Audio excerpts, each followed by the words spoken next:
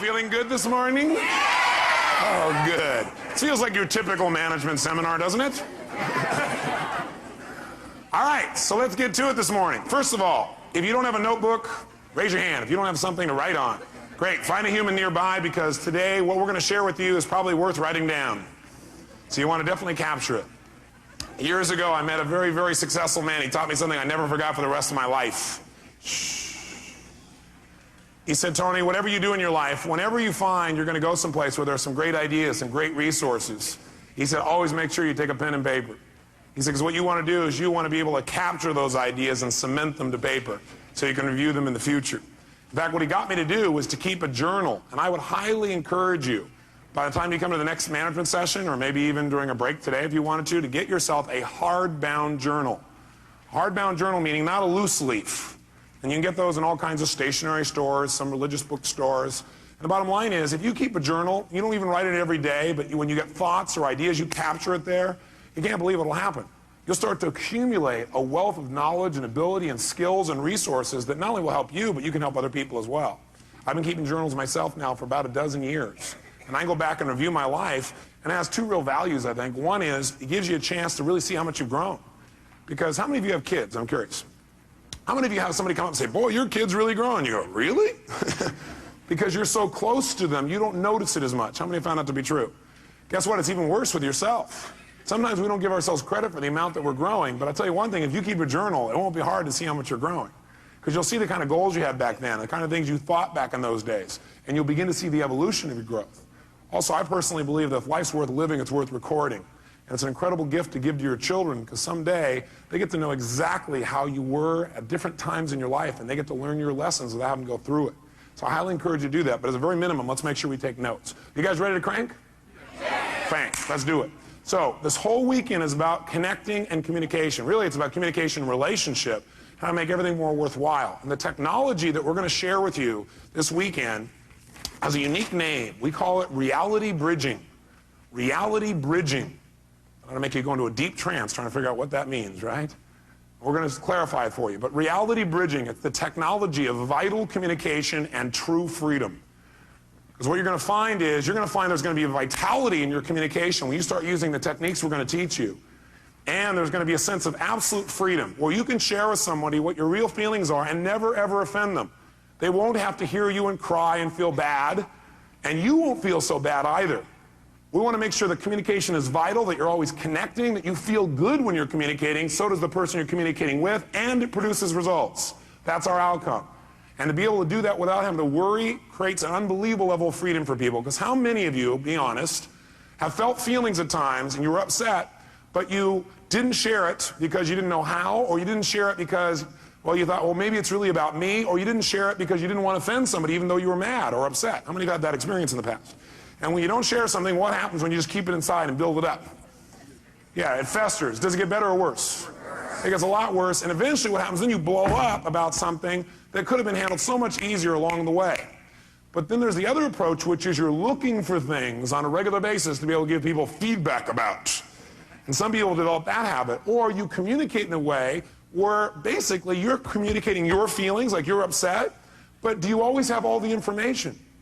No.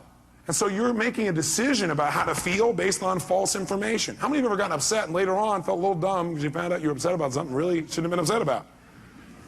So one philosophy says, keep it inside. The other philosophy says, well, get it out. Well, what if you get it out and then you find out you were wrong? By the way, do we like being wrong? No. So then what would we probably do? Justify, defend? Well, yeah, I didn't know that, but if you've done that before. Right? And that does not make a relationship work. Plus, that person gets upset. It's kind of like, anybody ever come up to you and say, why are you upset? And you go, I'm not upset. You go, no, yeah, you are. You go, no, I'm not. Yes, you are. Well, I'm getting upset.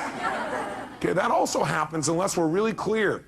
So what we're really going to do is we're going to start our whole basis of studying of communication to remember one thing, and write this in your notes if you would, and that is the quality of your life is directly related to the quality of your communication. The quality of your life is the quality of your communication, period. The quality of your life is the quality of your communication. Now, pretty basic idea, nothing earth-shattering, But I'm here to tell you that's your entire life comes down to this. The quality of your entire life comes down to the quality of how you communicate. With whom? No. With whom first do you think it determines how you... That's right. The quality of your life starts with the quality of how you communicate to yourself. That's where it all starts. How you feel is not based on the environment. Is it based, like how you feel, is that determined based on like whether or not you have lots of money? Yes or no? I got a little mixed reaction on that one. They go, well, no, it's not. No, absolutely not, no. How's that for incongruent communication from a lot of you, right? Okay, some of you have little mixed feelings about this, don't you? But let me ask you a question. How many of you know somebody who has tons of money and is still not happy? Ah, interesting. How many of you know somebody who doesn't have any money at all but seems to be very happy? So does money determine your happiness, yes or no? How many know if you had lots of money, though, you'd be happy, you're different? Okay. If I had your money, I'd be happy, no problem. Give me your money and we'll try, okay? People say money can't buy happiness, don't know where to shop. No, see, that's not going to do it, is it? It's not the money, it's how you communicate to yourself about money, your lack of it, or the abundance you think you have. By the way, can people have an abundance but communicate to themselves that they're still in scarcity, yes or no? Yes. Absolutely. So money doesn't do it. Is how you feel determined by whether or not the weather is good? Yes. Oh, really? Are there people in freezing weather who are very happy, yes or no? Are there people in hot weather that are very happy, yes or no? Are there people that are in either one of those weathers in the opposite degree that have opposite feelings? Has that transferred you out yet? Yes. See, the weather doesn't determine it. Is it, whether you're happy or not, determined by whether or not other people say they love you? You go, yes, but it shouldn't. So you sit there and should all over yourself, huh? Okay. Okay. You're right, it probably shouldn't, but a lot of us connect that real directly. But I got a question for you. Somebody comes up to you and they tell you, I love you. Or they come up and they hug you, or they look at you that certain special way.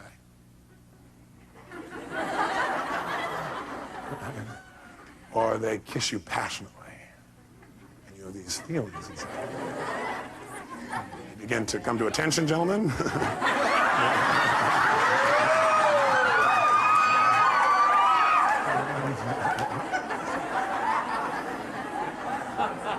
Now, when all that stuff happens,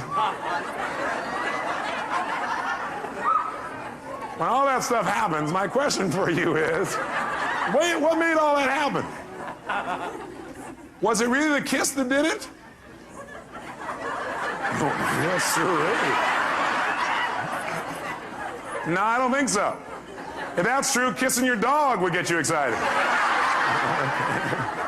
It wasn't a kiss. It was the meaning you associated to that particular moment when tissue touched tissue in that unique way. That's really it, isn't it? It isn't actually... Yes! It isn't actually the event itself, is it? It is rather what we communicated to ourselves about that event. Somebody hugs you and you feel good. Do they make you feel good, yes or no? No, what makes you feel good is you've got a set of rules inside your head that say, if somebody touches me quite like this, they look like that, sound, smell, feel like this, then I get to say, ooh. Okay. And so you say, okay, it's time to feel good, and your brain goes, and you start feeling good.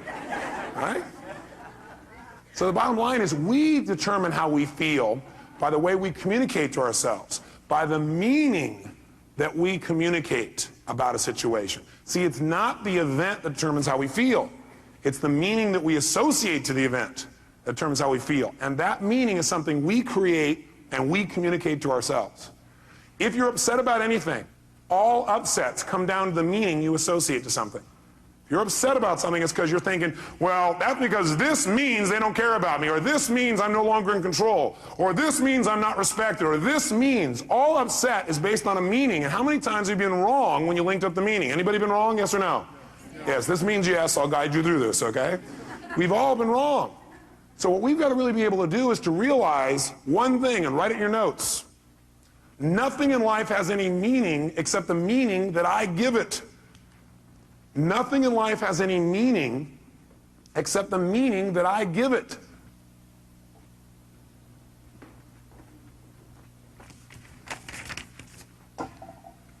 Nothing in life has any meaning except the meaning that I give it. You're the one that puts the label on what things mean. And the last time you were with me, I gave you a phrase when we talked about transformational vocabulary. If you recall, transformational vocabulary is the idea that we get all these pictures and sounds and feelings and sensations start to come in our body, but we don't know what it means till we put a label on it. So you get all these things and they feel uncomfortable, they feel kind of painful, and you call that humiliation. Will that intensify the feeling more than if you say, you know, I'm a little frustrated? Yes or no? You better believe it. The label we put on our experience becomes our experience. And we are the person doing the labeling. Now, granted, I'll agree that most of us are on automatic pilot.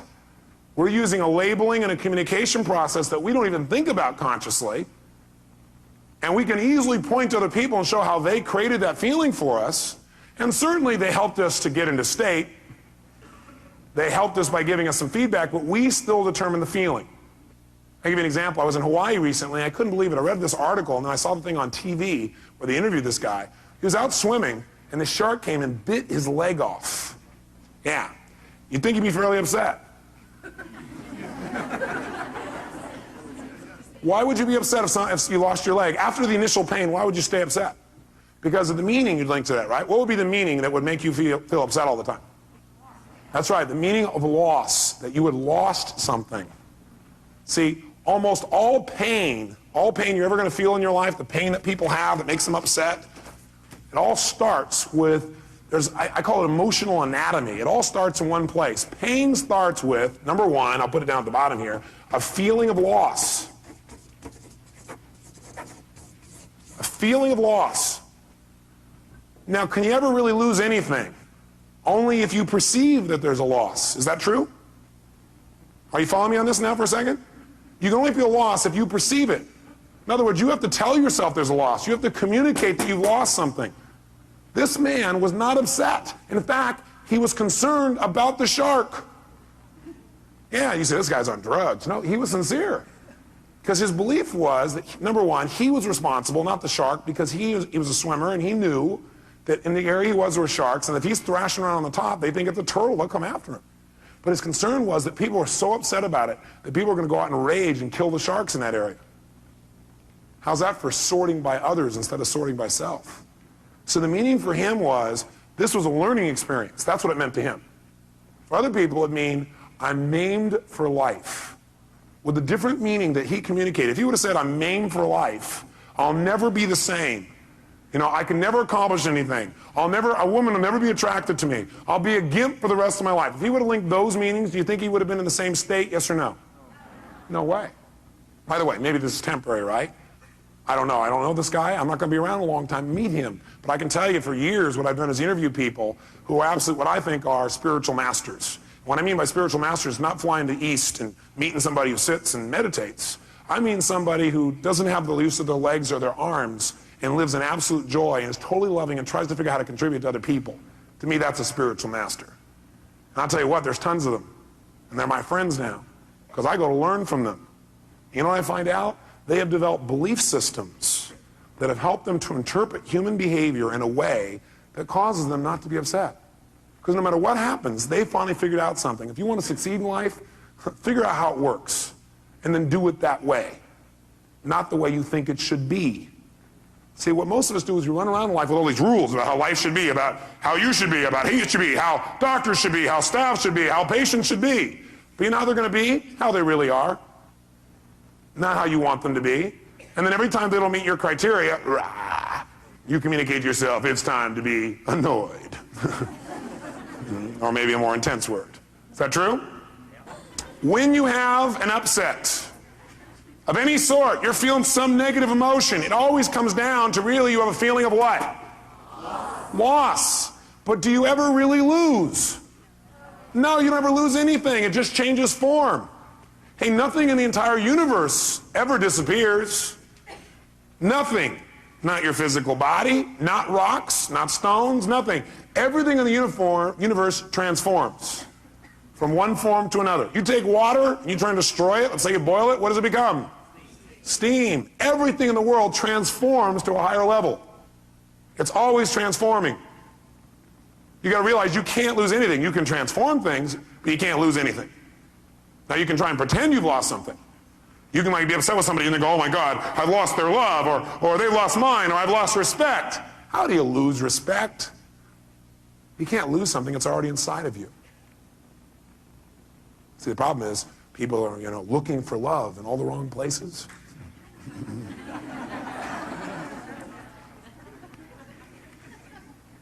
Love is not something you have to go looking for when it's where you come from. A friend of mine said that, Michael Hadley. I thought, wow, what a great thing to remember. Love is not something you have to go looking for when it's where you come from. So you can't lose something. Everything you thought you'd lose is already inside of you.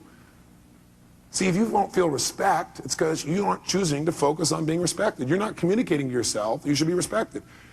What if I said something to you, and I said it in a way that made you feel disrespected?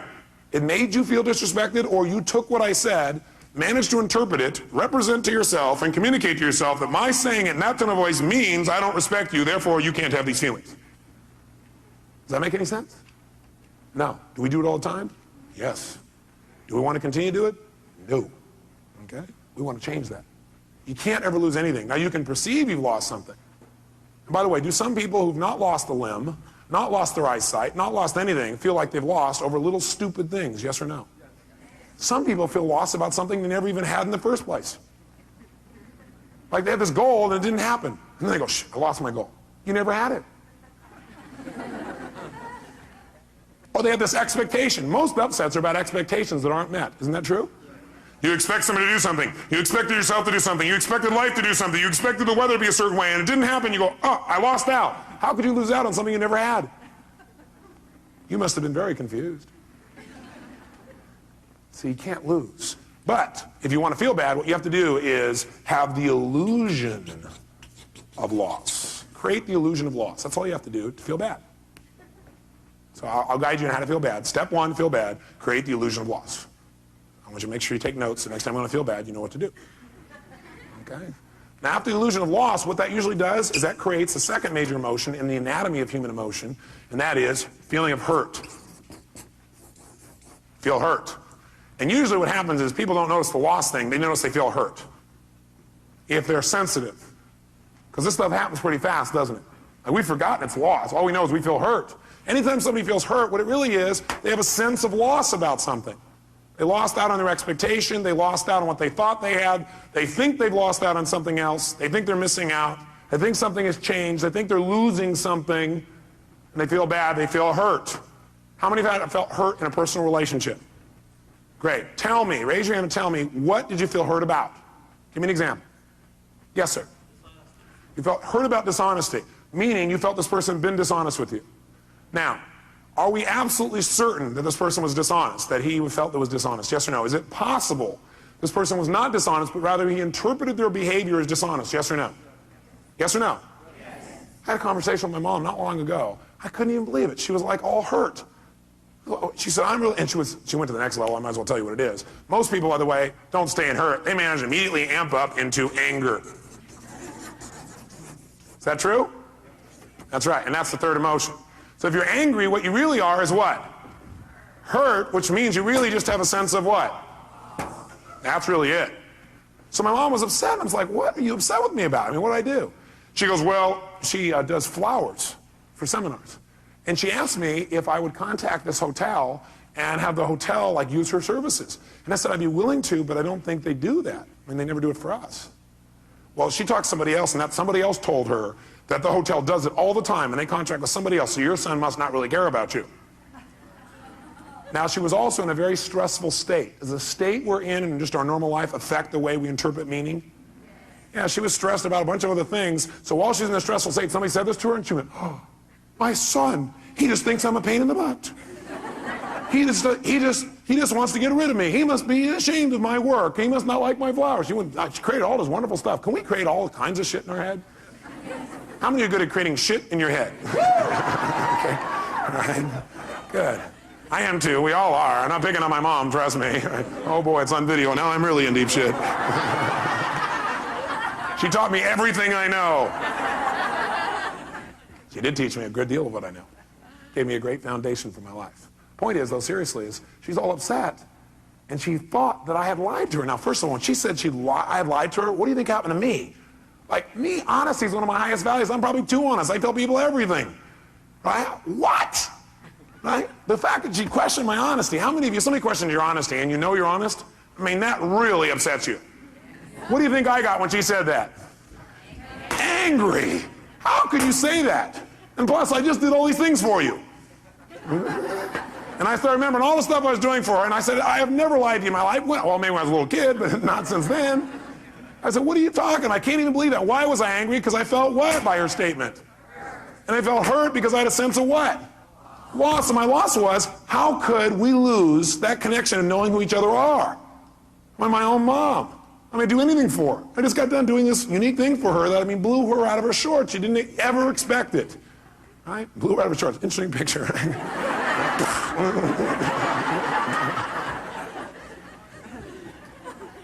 And so, you know, what happened, though, is I realized that if I responded to her in a state of anger, will that probably work? No, it didn't work. So I realized I needed to change my state. And I asked myself a question that helped me a lot. The question I ask is, what's probably going on with her that makes her treat me this way, or treat people this way, or respond this way? Instead of, how dare she? Why? How can she treat me this way after I've done so much for her? Which would do what? Make you more what? Upset. Different question I asked her, I wonder what's going on with her that's making her respond this way. I wonder what she's stressed about. And I asked her, and she told me, she apologized, and just dropped right away. I'm here to tell you a belief I want you to remember for the rest of your life, that if all you do is remember this out of the whole weekend and really remember it at the right times, it'll change the way you communicate with other human beings. And the belief is this: then in any communication with another human being where you get a response from someone, in any communication with another human being and you get a response from someone, that response is either a loving response or a cry for help. In any communication that you have with another human being, where they give you some kind of response, they respond to you in some way, and that communication is either a loving response or a cry for help. That's it. Those are the only two kinds of responses. So one more time. In any communication with another human being, and they respond to you, they communicate to you, they react to you, they respond to you, that reaction, that response, I don't care what it looks like on the outside or what it seems like, it's either a loving response or a cry for help. Which one do you think my mom was doing in this situation? Was that a loving response or a cry for help? It was a cry for help, and help is saying, I'm feeling what? Hurt because I have a sense of what? It may not be true, but that's what I feel. And that person's a cry for help. Now, how do most people respond to a cry for help? With another cry for help.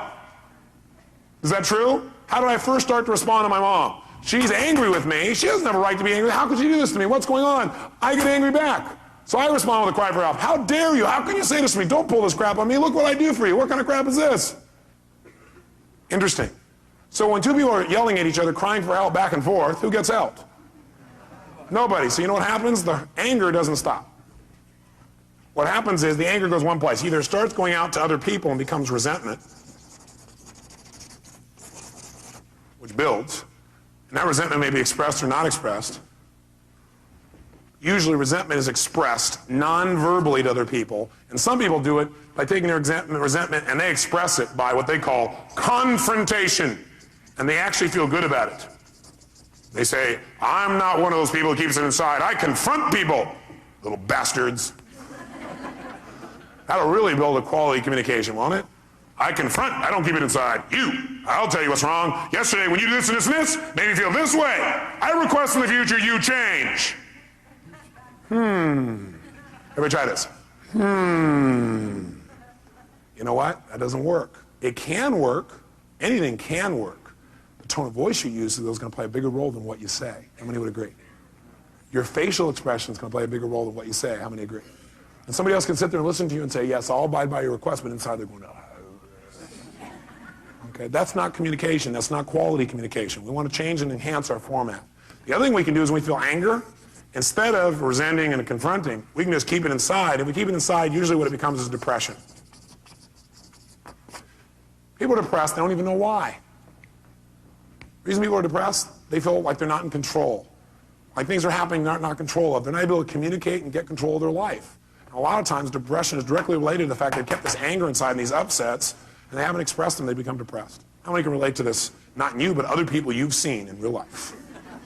I thought so. So the bottom line is, what we've got to do when somebody responds to us with a cry for help is give them what kind of a response?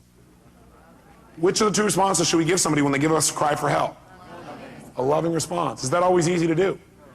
No. What it requires is you to remember that no matter what it looks like, they're just really crying for help. Somebody's angry. How dare you do this to me? You go, how dare you do this to me? You guys are crying at each other. How dare you do this to me? You should go, you should picture that. How dare you do this to me? You son of a... Why do you always... And you come back and go, I hear you. I appreciate you. I love you. That's not my intent. How can we make this work? I'm willing to make it work. Thanks for sharing your real feelings with me. Let's do it. What do we need to do to make it work? How can we make you feel better? Because I'm committed to that. Well, you're there. I know. How can I make you feel better? How can I make you feel better? How can I make you feel better? Because I love you.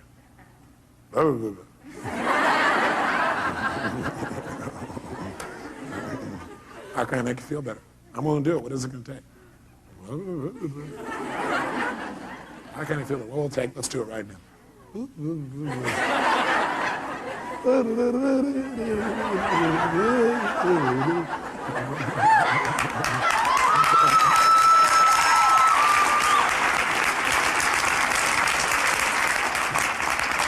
Get the idea? You don't want to respond to a cry for help by crying yourself. You want to be bigger. And the way you get bigger is you remember this. You remember it, you use it, you make it work. Okay? This will change your life. That one belief, if you also execute it. And you know what you're going to learn today? You're going to learn some skills today that are so easy and so simple that all you got to do is commit to making them a habit so you don't have to think about it anymore. Your life will change forever.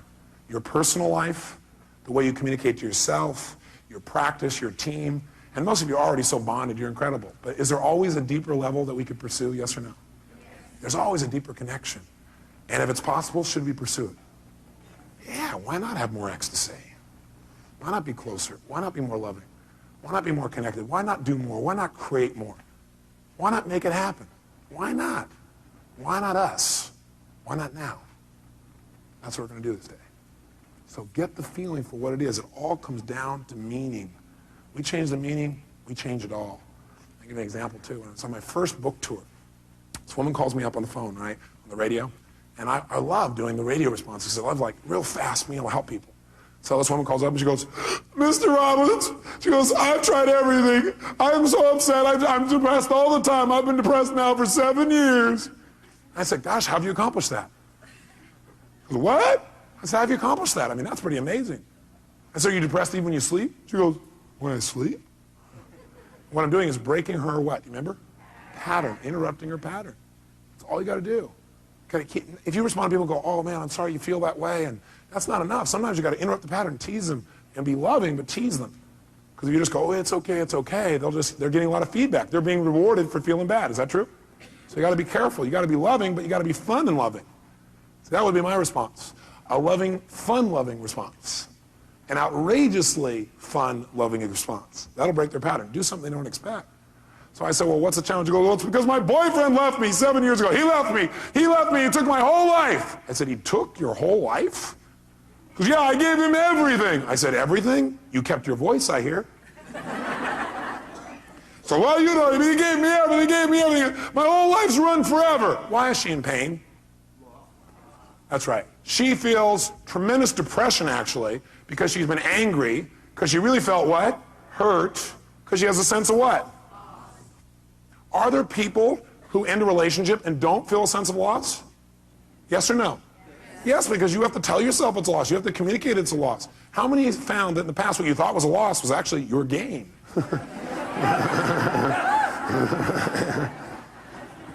But when you thought it was a loss, how did you feel? Hurt. And it may not have been a loss of them, it was a loss of your own self-esteem. Well, they left me. They must not have loved me. I wasn't good enough. You know, I'm not good enough. The loss of your own self-esteem, but you do that to yourself too. It's just not truth. The meaning you made up in your head. We're making all this crap up in our head, and it's not true. You got to be careful about the meaning you label things. You got to take control of that process. So someone's going, well, he left me, that's why my whole life is over. The reason she's upset, the reason she's this angry, is not that she feels a loss, but she's labeled that loss. Because of that, my whole life is over. How would you feel if your whole life was over? A bit depressed? You better believe it. So I said, look, bottom line is, man, you got to change your state. The state you're in right now, you're going to keep thinking your life's over. You got to change your state. He goes, yeah, well, I've tried. I said, what have you done? She goes, well, I've taken drugs. I said, well, you know, what else have you done? I've seen my therapist for years now. I've done this. I said, you know, stop. I started yelling on the phone on the radio, right? I can imagine her face going, what, is he crazy? What's going on? I said, you listen to me right now. You want to change this? You do exactly what I say. When I say now, you put the phone down and you run outside and you just yell 2 words at the top of your lungs over and over again. Next, next, next. As you think about your old boyfriend. At first she was like in a deep trance with no reaction, right? And all of a sudden I heard this chuckling. She's laughing hysterically. Right? She starts to laugh. I said, just yell next. Go out there and look around, see men, and go next.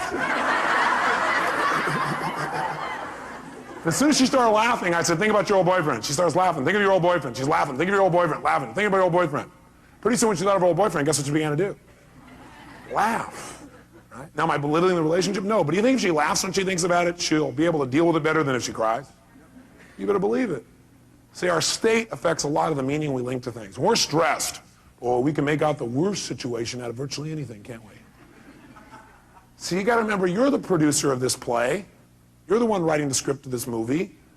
Now, some of you, though, have like one style of writing called drama. Maybe you ought to try writing a comedy instead. It might be more enjoyable. Some of you have written a love story. My congratulations to you. Some of you have written an adventure story. Some of you have got one garbled story that doesn't seem to make any sense. Maybe it's time you cleaned up the script, which doesn't mean go back and rewrite it all. It means tear up the old one. Do you have to like go back and rewrite the whole script in order to make it work? Yes or no? Now what you can do is set it aside and move on from here. What a concept. Decide, what do I want now? What happened in my past doesn't mean diddly. What matters is where I'm going. If you're trying to drive in the future using the rear view mirror as your guidance tool, you're going to crash. Plus, you know what? Your future is going to look like your past. Pretty scary. Maybe I just let go of the past, tear up that script. You don't have to keep playing that same play. Write a new one now. Don't tell me, yeah, but look at the script I've been using all my life. Who gives a shit?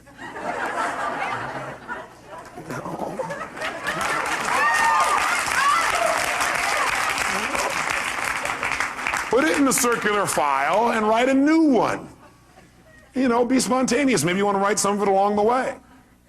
Maybe you don't have to have the whole thing planned out, every detail, know exactly what's going to happen, when it's going to happen. And then you won't be so upset when it doesn't go the way you wrote the first version of the script, called your expectations in your head. Maybe then you'll go, well, this script is kind of a guideline. It isn't like my absolute must or I'm going to be peeved.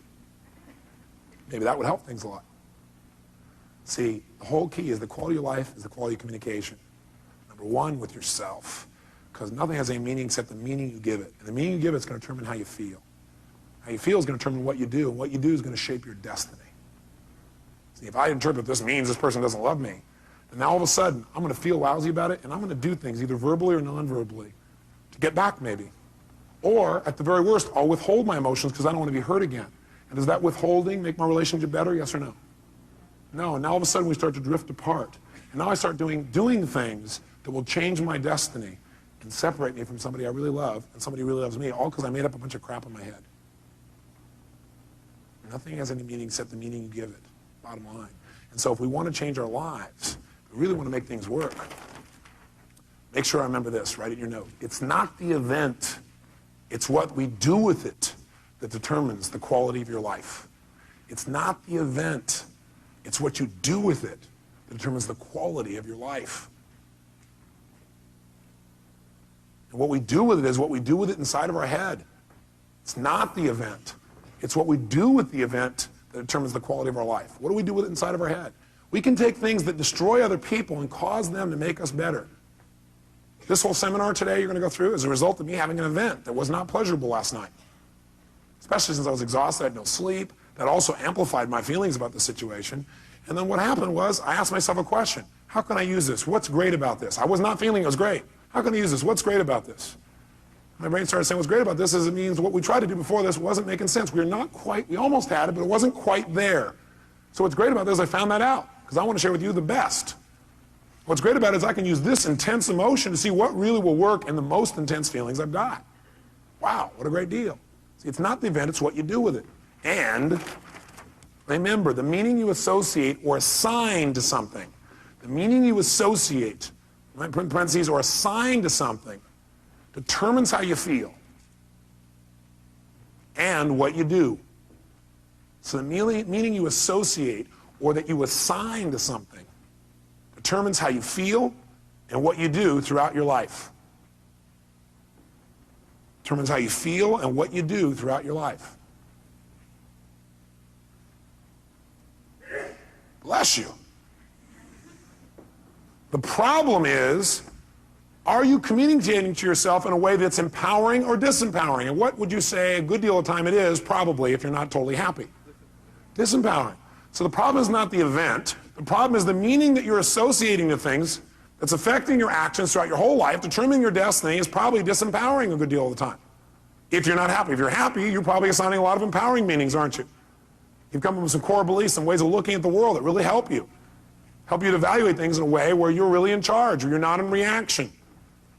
So if we want to really take control then, we got to remember what I've already said. Nothing in life has any meaning except the meaning that we give it. So for example, the doctor raises his voice, says, please give me this. Or maybe he doesn't say please, he says, get me this. He doesn't say the word please. What does that mean? Scumbag doctor, that's what it means. It means he doesn't respect you, right? It means he doesn't care about you, right? Isn't that what it means? If you're upset, that's what the meaning you've attached to it is. How many would agree? What else could it mean? He's angry. If he's angry, or he's stressed, or he's frustrated, does that give him a right to snap at you, yes or no? No way. We're not making him right. We just want to know what it really means first. Does that make sense? How many of you have ever screwed up? Can I see a show of hands? How many of you have ever snapped at somebody and had nothing to do with them? It was just your state. You were so stressed about something else. How many have done this even with people you totally love, like your children? Everybody together, ready? I'll try it again. Very nice. Just think about that. Now, when the doctor does that, instead of going, he has no right to do that, you're right, he has no right to do it. You're absolutely right. And you need to help him so he doesn't do that anymore. You need to help him, not make him wrong. If you make him wrong, is that going to enroll him in not doing this again, yes or no? Doctor, when all of a sudden you keep asking your staff and they don't deliver something you need, does that mean they're incompetent? Mean they don't care? Mean they're not as committed as you? You're working to the bone, you don't have any time? You're not even getting paid, they're getting paid, they must not care about you. Is that what it means? No. What might it mean? They're overloaded, they're overworked. You beat them to a pulp. They don't want to talk to you because you've been real mean and hard to be around. They're trying to avoid you and stay out of your way because they're afraid they're going to set you off. Oh. I noticed that was a doctor that was laughing. Huh, ma'am? Is that possible? But see, which meaning you assign will determine how you feel and how you treat people. Isn't that true? And it doesn't just stop there. It continues. Because the truth is, most of you don't communicate all that you feel, and it's a good thing. Because words spoken in a moment of anger, some words like that are never forgotten. Now, that's not true. You can forget them, but people think, I'll never forget that. They keep telling them, I'll never forget that. I'll never forget that. I'll never, never. I will not forget that. And they work real hard to remember it. But how many of you have forgotten your own home telephone number, address, or how to spell the word the? So you can forget, can't you? Yes. Actually, forgetting is a very useful tool. I may want to teach you before the weekend's up the power of forgetting.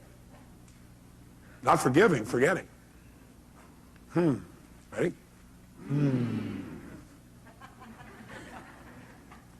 Is it sometimes useful to forget? Yeah. especially if what you're forgetting is only your perception.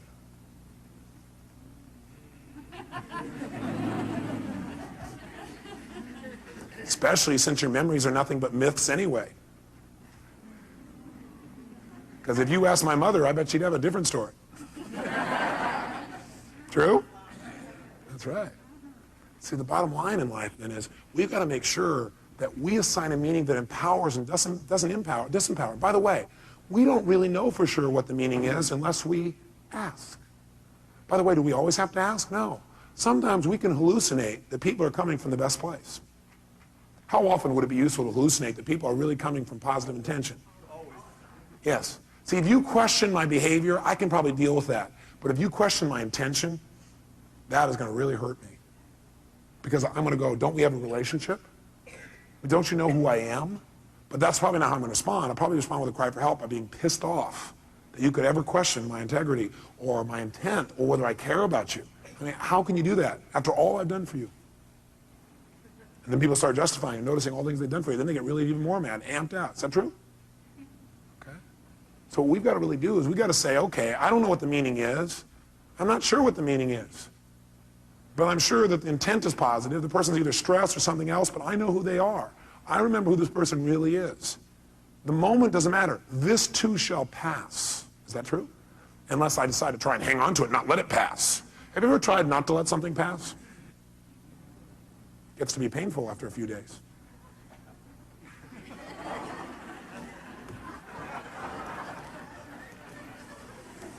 You come home. You caught that one, huh? That's good. That's right. You come home and your spouse is watching TV again. They're reading the newspaper again. They didn't say they loved you again. What does that mean? Scumbag, that's what it means. Divorce. They don't care. They don't love me. They're not attracted to me anymore. Can't imagine why they wouldn't be attracted to you when you're in this personality.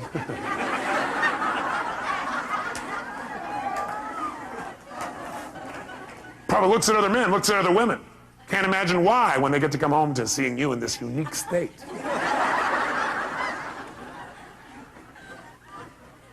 Because they don't have very good taste, that's why. They don't know what they've got. Maybe they know what they've got. Maybe that's why they're looking. The meaning we link to things determines our actions, therefore our destiny. I've already shared that with you. The key then is to choose empowering versus disempowering meanings. The key for us from now on is when something happens, we're going to probably have a reaction, and after we're done with our little reaction, we should sit back and say, what's a more empowering way of looking at this? What might be a more empowering way of looking at this? What else could this mean?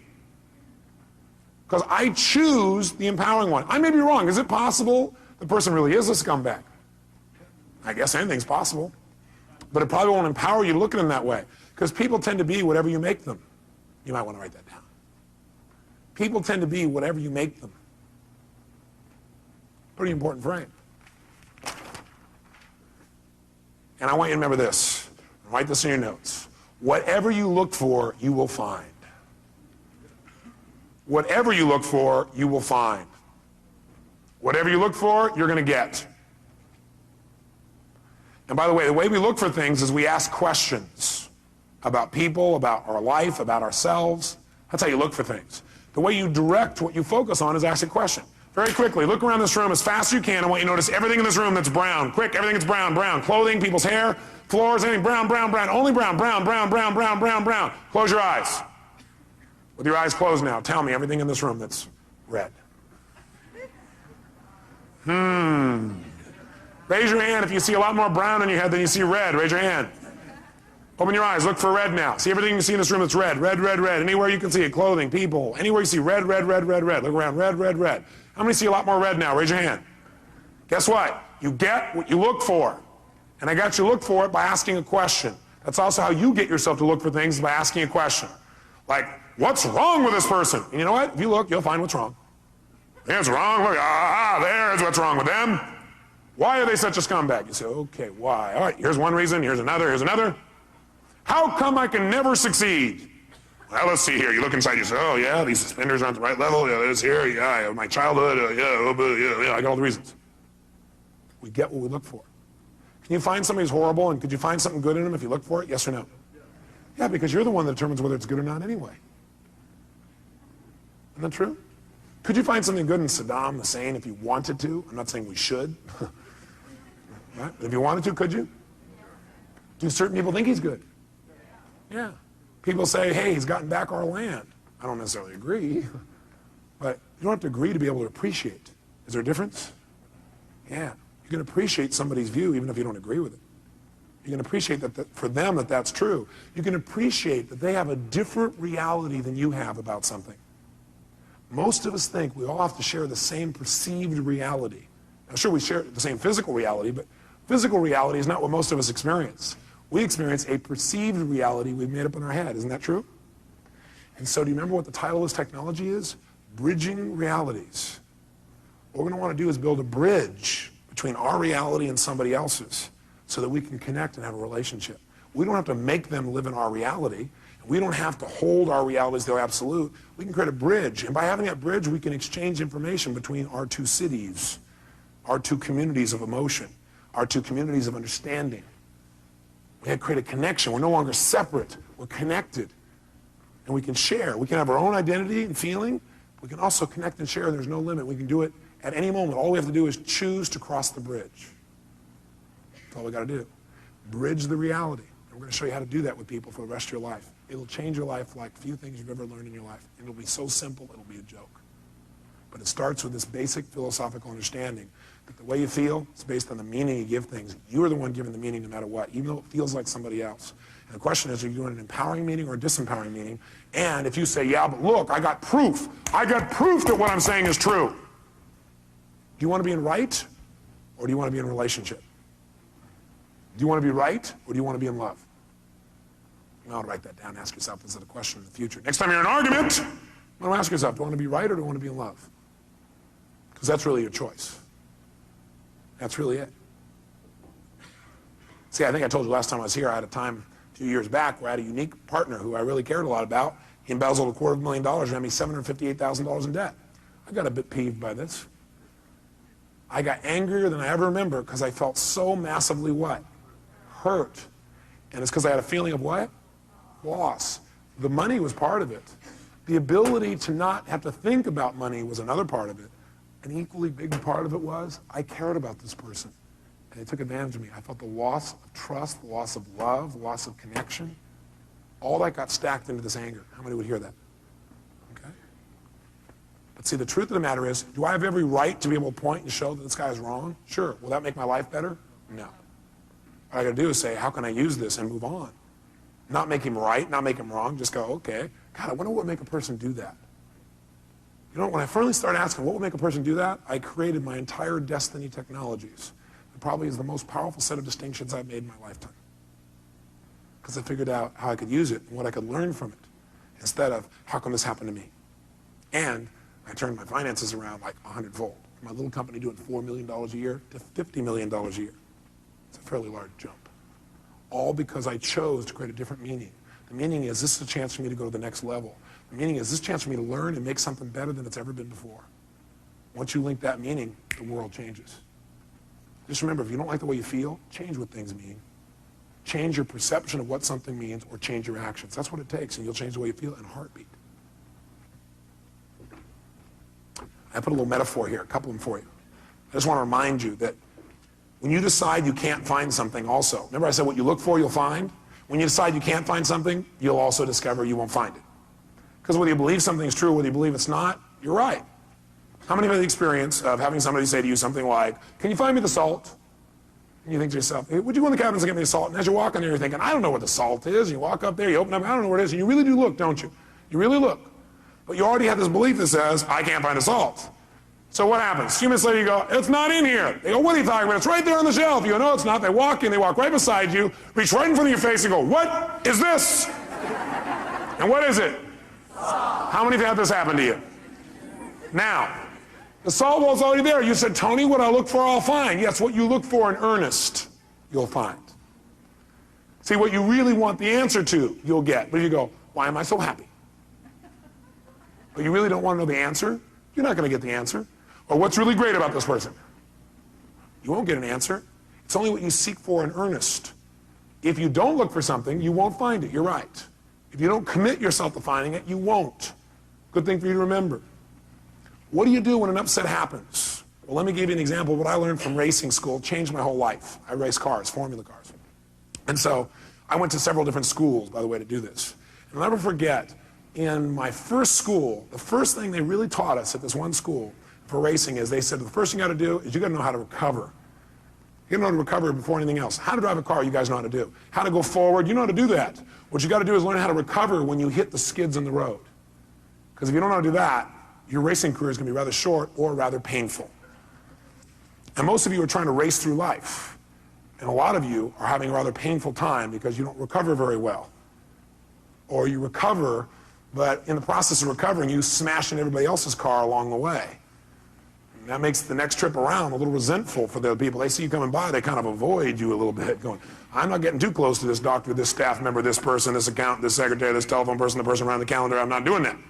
Because if I do, they're going to smash me up too in the process of them trying to recover. So what they do is they put you in a skid car where they make you go through the process of about to crash, where they knock you off track. And what it is the skid car, they've got a little computer. They fire off this computer, and what it does, it has a little lift, and it lifts one of your wheels, and you never know which direction or when.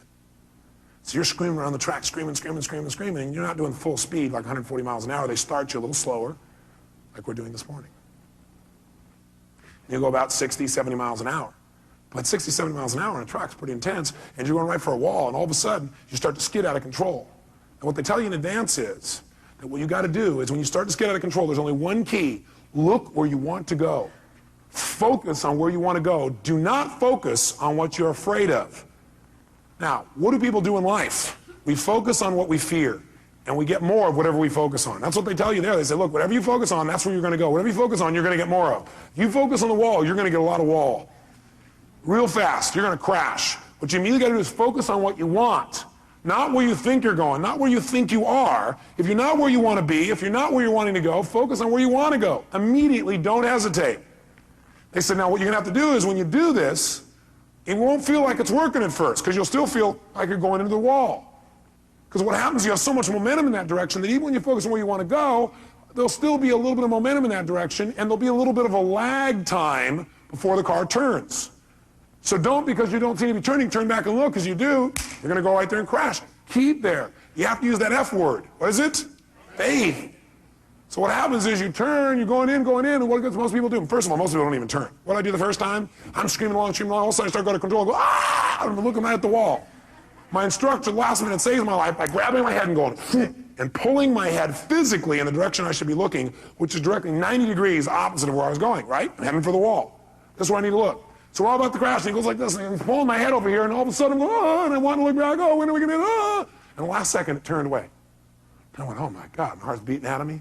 I said, maybe I should try a different sport.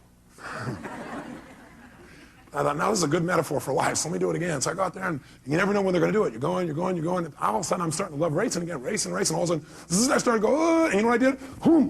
I pulled my head. I'm like pulling my head in this direction because I keep wanting to go this way and look at what it is, pulling. And I'm waiting, and sure enough, the car turns just in time. And after a while, you know what you do? Something happens, you notice what it is. You don't stare at what it is. You don't figure out what it is. You don't go, that's a wall. Smacking that. What will it be like to smack that? Ooh, if I smack that, my body will go here, my head will go there. No, what happens is, you see the wall, you know what it is. You only acknowledge the problem long enough to know what it is, and then move on.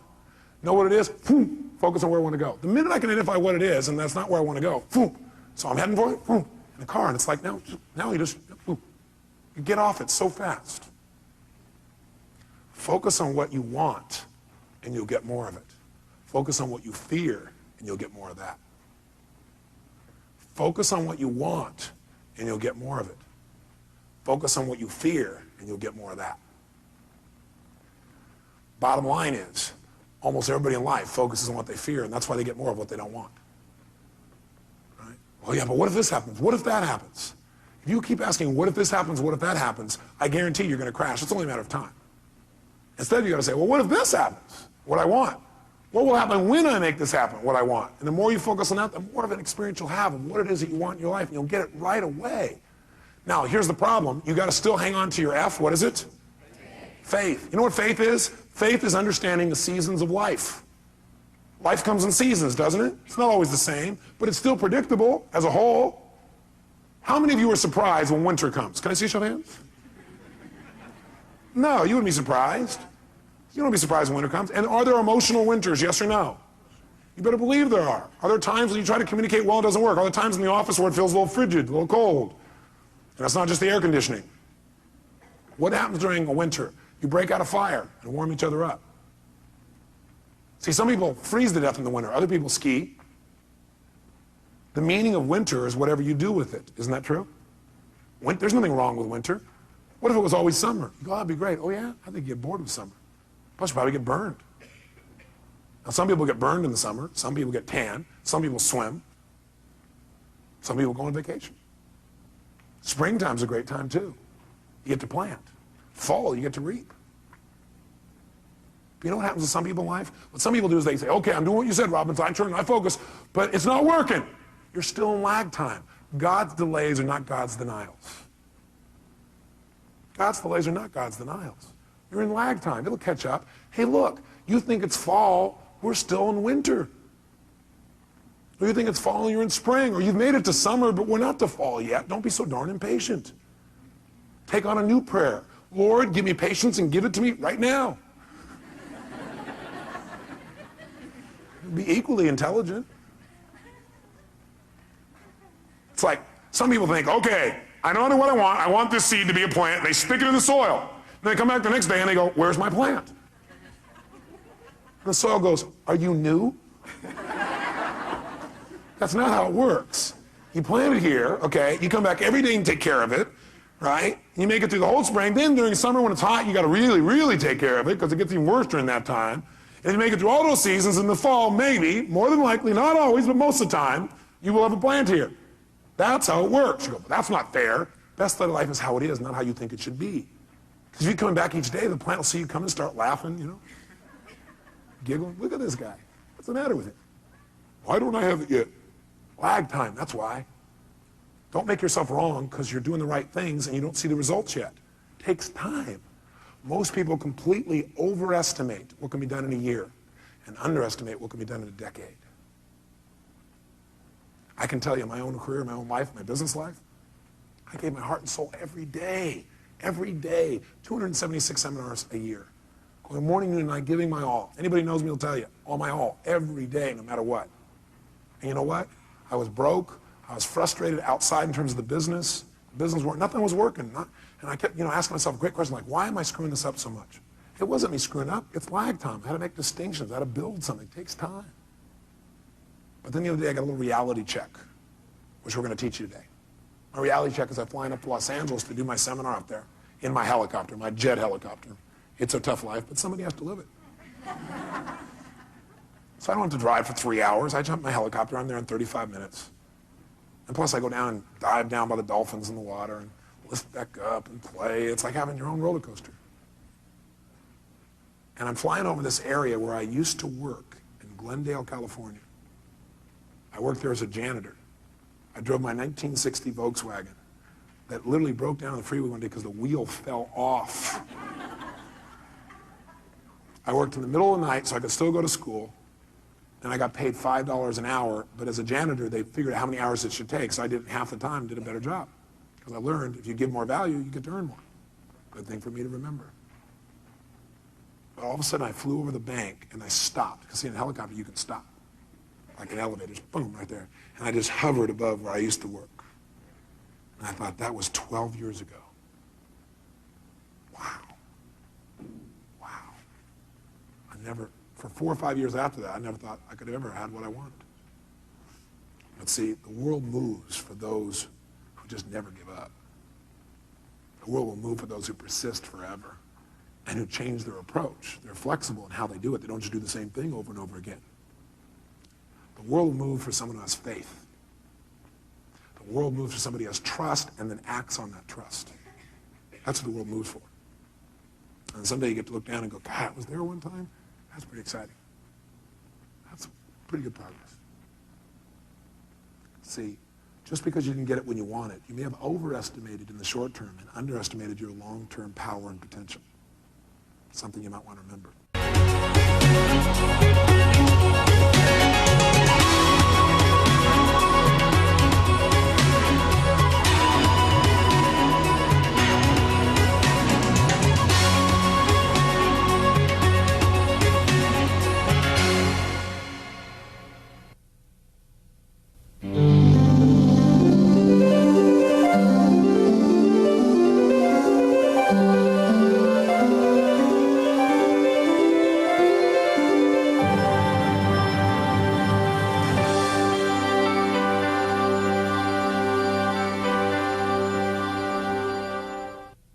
We mentioned something earlier, but I want to make sure you put it in your notes. And that is the state we're in the moment, the state we're in at any moment, powerfully impacts the meaning we associate to something.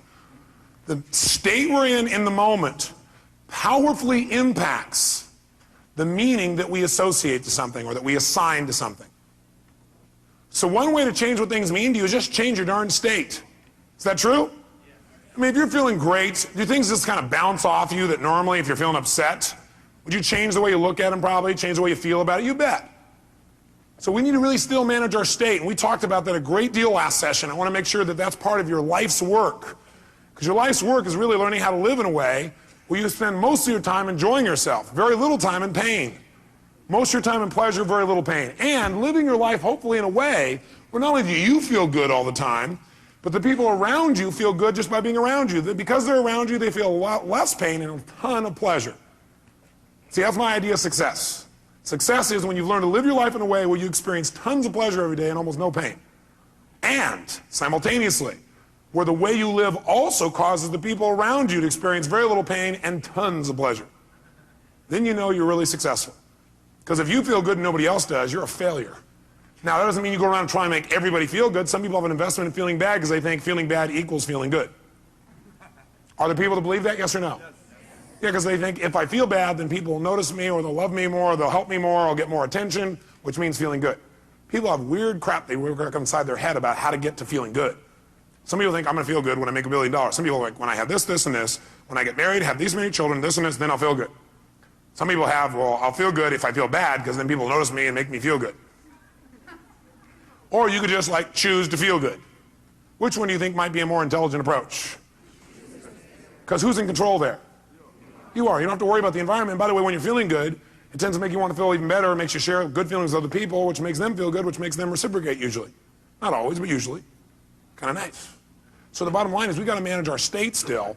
And as a reminder, as far as that's concerned, changing state means change the meaning. And the way you can do it is either by changing your what? Anybody remember from last session? Change your what? Change your what? Change your physiology.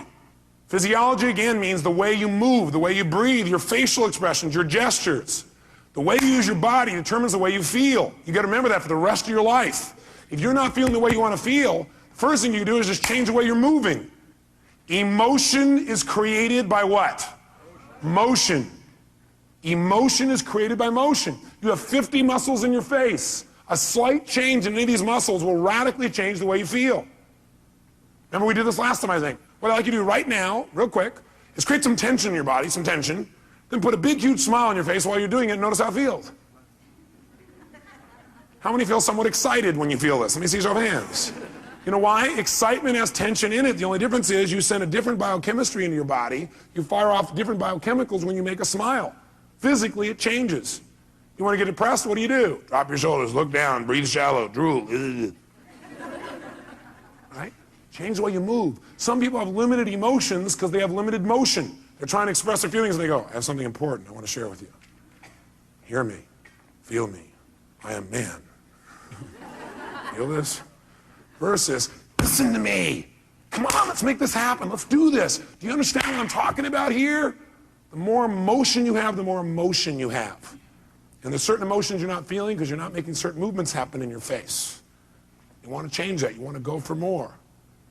See, did I mention to you last time, did we talk about how certain people who live together for a long time begin to look like each other? Did I mention it? Do you remember why? Because in order to be in rapport, we like people who are like us. So we mirror back similar facial expressions. We do it enough, we literally mold our muscles to be in that way. And we use those kinds of emotions on an ongoing basis. A lot of people look like their dog. I don't have the explanation for that one. I don't know if they're mirroring in that case, right? Maybe they're trying to pick somebody like it, right? But see, the thing we got to realize is we got to control our physiology. So throughout this day, as last time, I want you to remember to live at level 10. You remember what that means? Living at level 10 means what you got to do is ask yourself on a scale from 0 to 10, where's my level of energy? 0 is dead, 10 is unstoppable. Which level is going to allow you to get more out of this weekend? Which one? 10, without a doubt. If nothing else happens from you coming to these fortune programs, but every time you get here, you demand from yourself for 4 days to live at level 10. Do you think you might develop a little stronger emotional muscle, yes or no? And pretty soon what used to be hard to do, like demanding 10, is the way you live. It's easy. It's like you can live that way easy, no problem. And now you go home and you live at that level. Does that impact your patients, yes or no? Does that impact each other in the office, yes or no? Does it impact your home life? Does that impact those ecstasy ideas we had about the relationship at home? Yes. See, if you're level 10 every time with your personal relationship, would that enhance it, yes or no? So how do you determine whether you're at 10 or not? You decide to go there, and the way you decide to go there is you got to ask yourself on a regular basis, where am I? See, I found the more you measure something, the better it gets. But if you don't measure it, you're not going to do well. If you set a goal on New Year's Eve, and then you check next New Year's, you're in trouble. Because you had one correction. It was at the end of the year, and it was too late. Once a month, you got a better chance. Once a week, you can really have it. Once a day, you won't have a bad year, you won't have a bad month. The worst you have is a bad day. The more we measure, the better we get. So what we've got to do is ask ourselves, where are we on a scale from 0 to 10? Where are you right now on a scale from 0 to 10? Sit right now like you would if you were at level 10. Okay, that's clear. You weren't at 10 then, isn't it? Come on, sit the way you'd be at level 10. I mean, absolutely, totally energized, excited, having fun, being outrageous and playful. Sit the way you'd be sitting right now if you're at level 10. Come on. And oh, you're not at 10. Come on. Come on, this is not 10. Let me see 10 here. Come on, even more energy, come on. Most of you would probably have to make some noise or do something with your body to get to level 10. Come on, wake your body up. Come on, come on, come on, come on, come on. Come on, wake your body up. Come on. Come on. Come on. Now, this is level 10. Now, go to level 2. And imagine trying to learn in this pace for the next 3 days. Go back to level 10. Come on, go, go, go, go, go, go, go, go. Come on, come on, come on, come on, come on, come on, come on, come on, come on, come on. Now, I want you to commit you're not going to drop below level 8 for the rest of the weekend. Are you willing to do that? Yes or no? Yes, yes or no? Yes. Great. Now, if it's tough to stay at level 10, you want to push yourself to level 20. So just as a reminder, stand up. Do you remember how we do this? We put ourselves in a yes state. All remember what that means? Good. Then what I want you to do right now is take off your jacket. You have that. Not your blouse, ma'am, just the jacket. And we're going to put ourselves in that yes state. We're going to put ourselves in that state I talked about last time. Remember I gave you a metaphor the last time we were together, a reminder. I said there's a puddle of water here in front of me, and I'm an old person. I come up to that water, what will I do? No, not just walk around it, I'll walk around it and bitch about it while I walk around it. Okay? But if I'm a kid, how do I deal with a puddle? That's right, yes, boom, that's the state we're going in. All those who want to do that for the weekend say aye. If you were in that state and somebody like came along and said, yeah, how do kids deal with that? They go, would that be a healthier response than going, okay. I'm looking for new ways to hiss and get this person. Would that be more healthy, yes or no? Yes. Sure, it's more playful, it's more outrageous. Next time somebody gets real bitchy, just get real bitchy back. We'll do it funny. Will that break their pattern? Yeah, you might piss them off even more. Well, at least we're moving them in some direction. So when I say now, what you're going to do is you're going to wake your body up like a little kid again. You're going to scream, wait. You're going to scream and yell and be totally outrageous like a kid. If you weren't here before, you'll catch on quick. Then, at the peak of our being totally bizarre, weird, outrageous, playful, seductive, fun, adventurous, and outrageous again, what we're going to do at the peak of that is we're going to go and we're going to clap our hands and say the word yes right at that moment.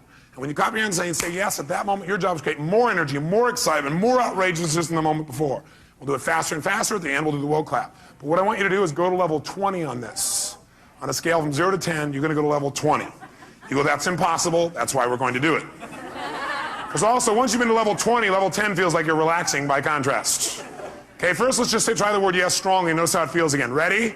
Yes! Say it again stronger. Yes! Oh, even stronger. Yes! One more time. Yes! Yes! Does that feel pretty good? Yes! Okay, good. Now, let's put it all together. Be a little kid again, be outrageous, create some energy, come on.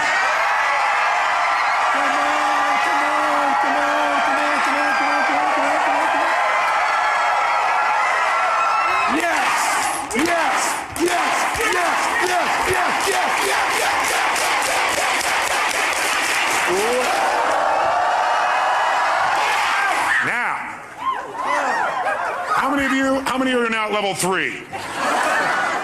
Now some of you here for the first time going, what have I gotten myself into? It's a cult!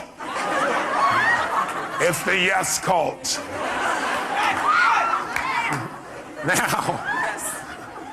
Now, how do you get a muscle? You push yourself beyond what's comfortable and you do it consistently. And that creates growth. So we're going to do it again. You go, I barely survived the first one. Let's try it again. Ready? Wake your body up. Be outrageous. Come on.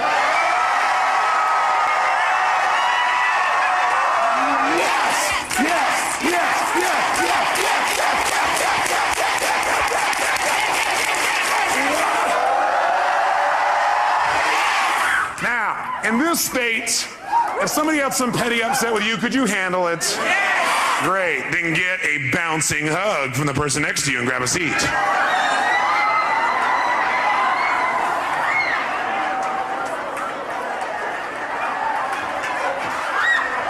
And grab a seat. All right. We said there were 2 ways, though, that we could change our state. One was to change our what now? Nice and loud. Or the other is to change our focus.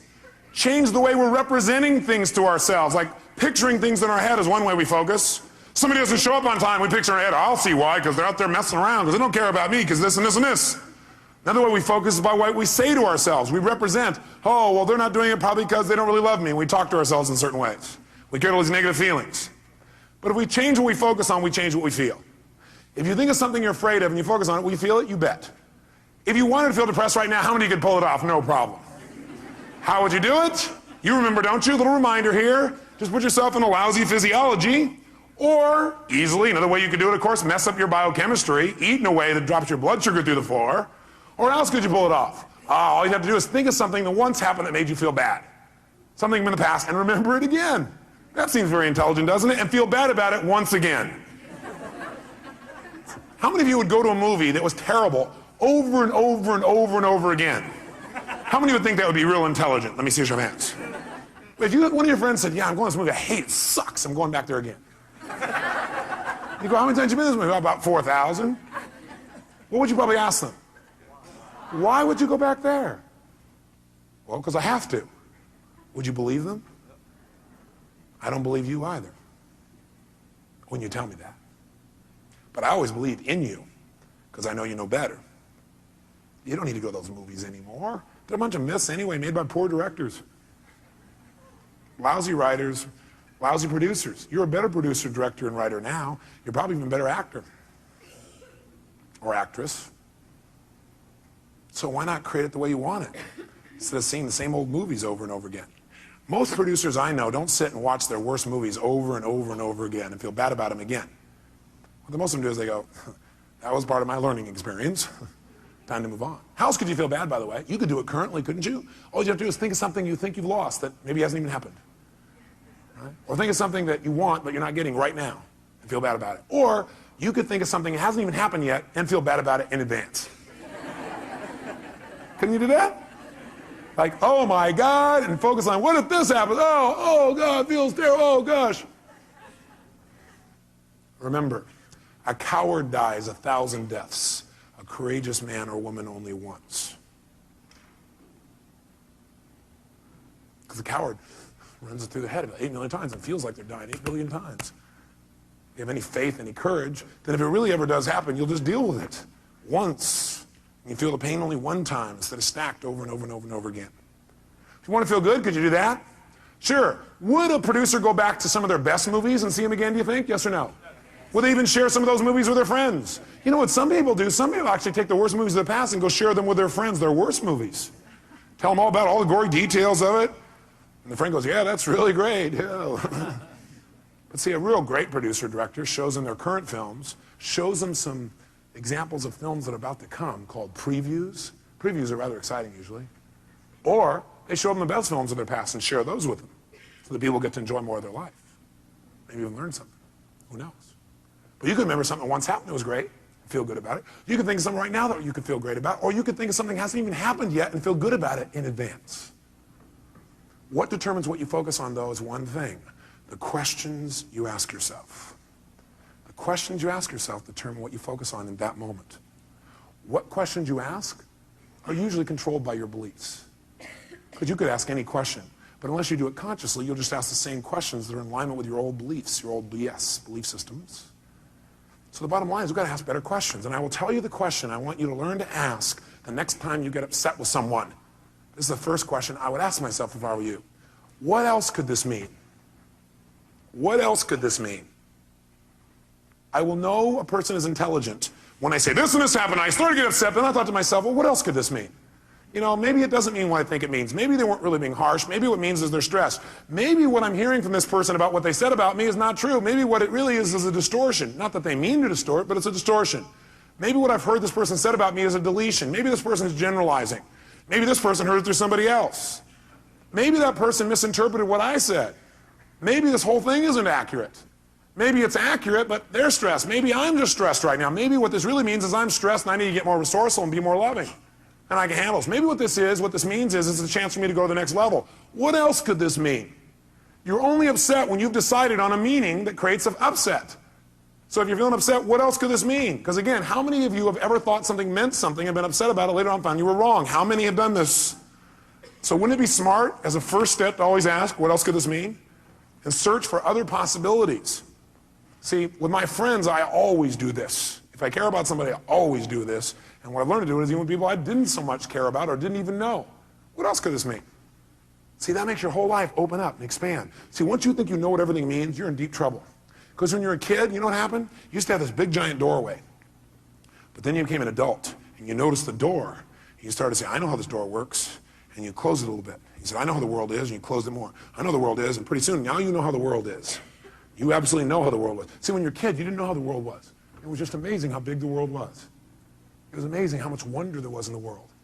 How much you could learn, how much you could grow, how stimulated you were. You were stimulated by all kinds of things because you didn't know for sure what everything was. You're always curious about what things were. But as an adult, you now know what everything is. And if it doesn't fit in there, it's wrong. We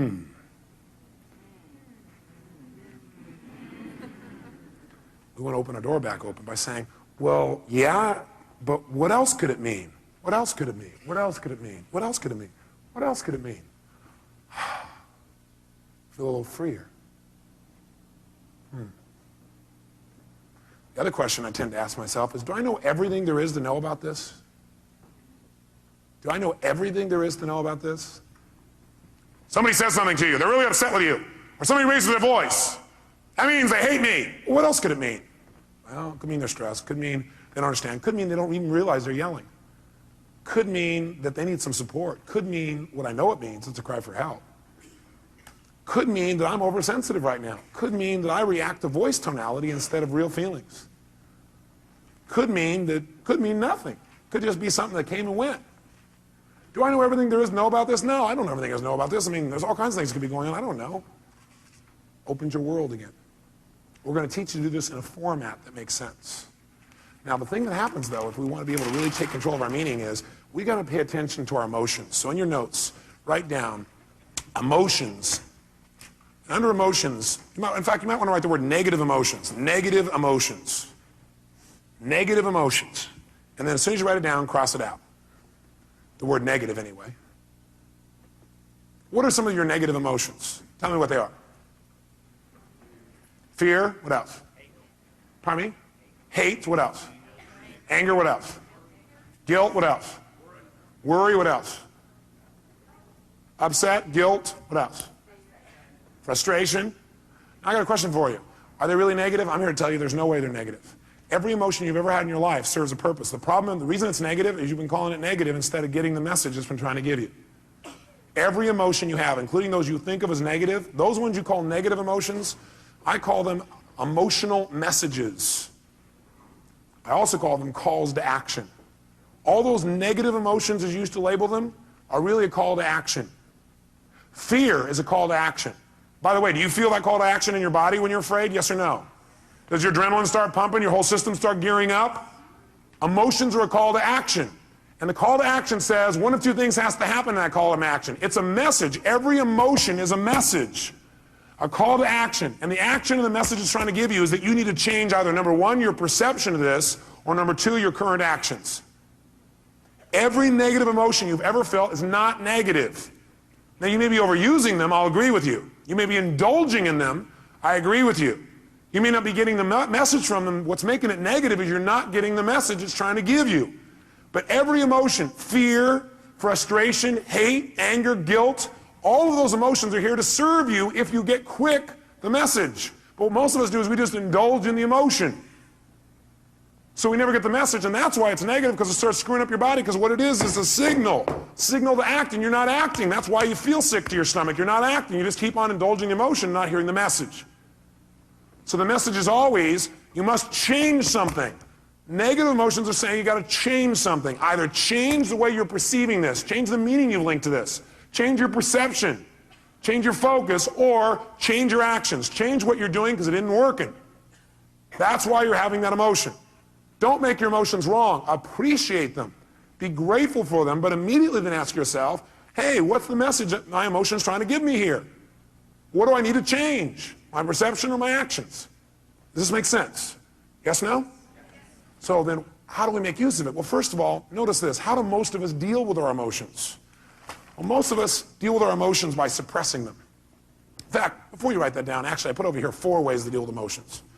4 ways we deal with emotions. I think the number one way most people deal with their emotions is they try to avoid them. By the way, how effective is that? No. You might do it for a moment or two, but most people, they just try to avoid feeling. Isn't that true? People who don't like to feel negative feelings are so afraid of negative feelings, they try not to feel any feelings. Now, if you don't feel any feelings, you really are going to have some pain. Because that's what life is for. Part of the juice of life is expressing and feeling. But sometimes people have had so much pain, they say, I don't want to feel anything. It never works, because eventually it comes out anyway. And then you feel bad about never having felt bad. You feel bad about the fact you didn't feel good. You have a sense of loss because you didn't feel things. Second way people try and deal with their emotions is they endure them. They're going to grunt it out. I'm going to endure these. I'm going to make it through this. I'll hang on to this. And again, this doesn't work. Now, they may try and disassociate after a while here again, or they may try and suppress the emotion. I'll just endure it. I'll just keep pushing it down, and I'll make it through it. I'll just endure it. That doesn't make it better either. Third way, what some people do, I don't know if you've ever seen this happen. I'm sure you've never done this. People compete to see who feels the worst. Some people do is they keep track of their emotions so they can share them with other people and compete. So somebody says, oh man, I feel like hell. Oh, you feel like hell. Let me tell you how I feel. You think you got a problem. Let me tell you my problem. You think you got the biggest problem. Check out my problem. It stands out to here. And people sit there and try and argue about who's got the worst problem. Right? Or the fourth thing that I don't have up there that I'd say, the fourth thing that people do is try and share their pain. Share their problem.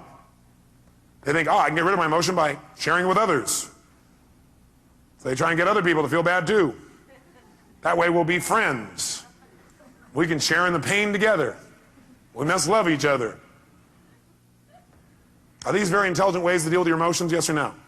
No, you don't want to avoid them. You don't want to endure them. You don't want to compete for who's got the biggest and worst emotion. Try and make yours worse than somebody else's. You don't want to share them. Make them feel bad too. What a friend you are. Instead, what you want to do is step 5. Learn from them and utilize them. You want to learn from them and utilize them. Now, in order to learn from them and utilize them, in order to change an emotion, we have to change what something what's to us. Starts with an M. We have to change what something what? Means to us. When we change what something means, we transform our emotion. We have a transformation. Does that make sense? In other words, if I'm feeling really upset about something, I'm angry, angry, angry. Do I have to communicate that to get off my anger? No, not necessarily. I'm angry because of the meaning I linked up. What if I change what it means in my head and I realize, hey, that's not what it means?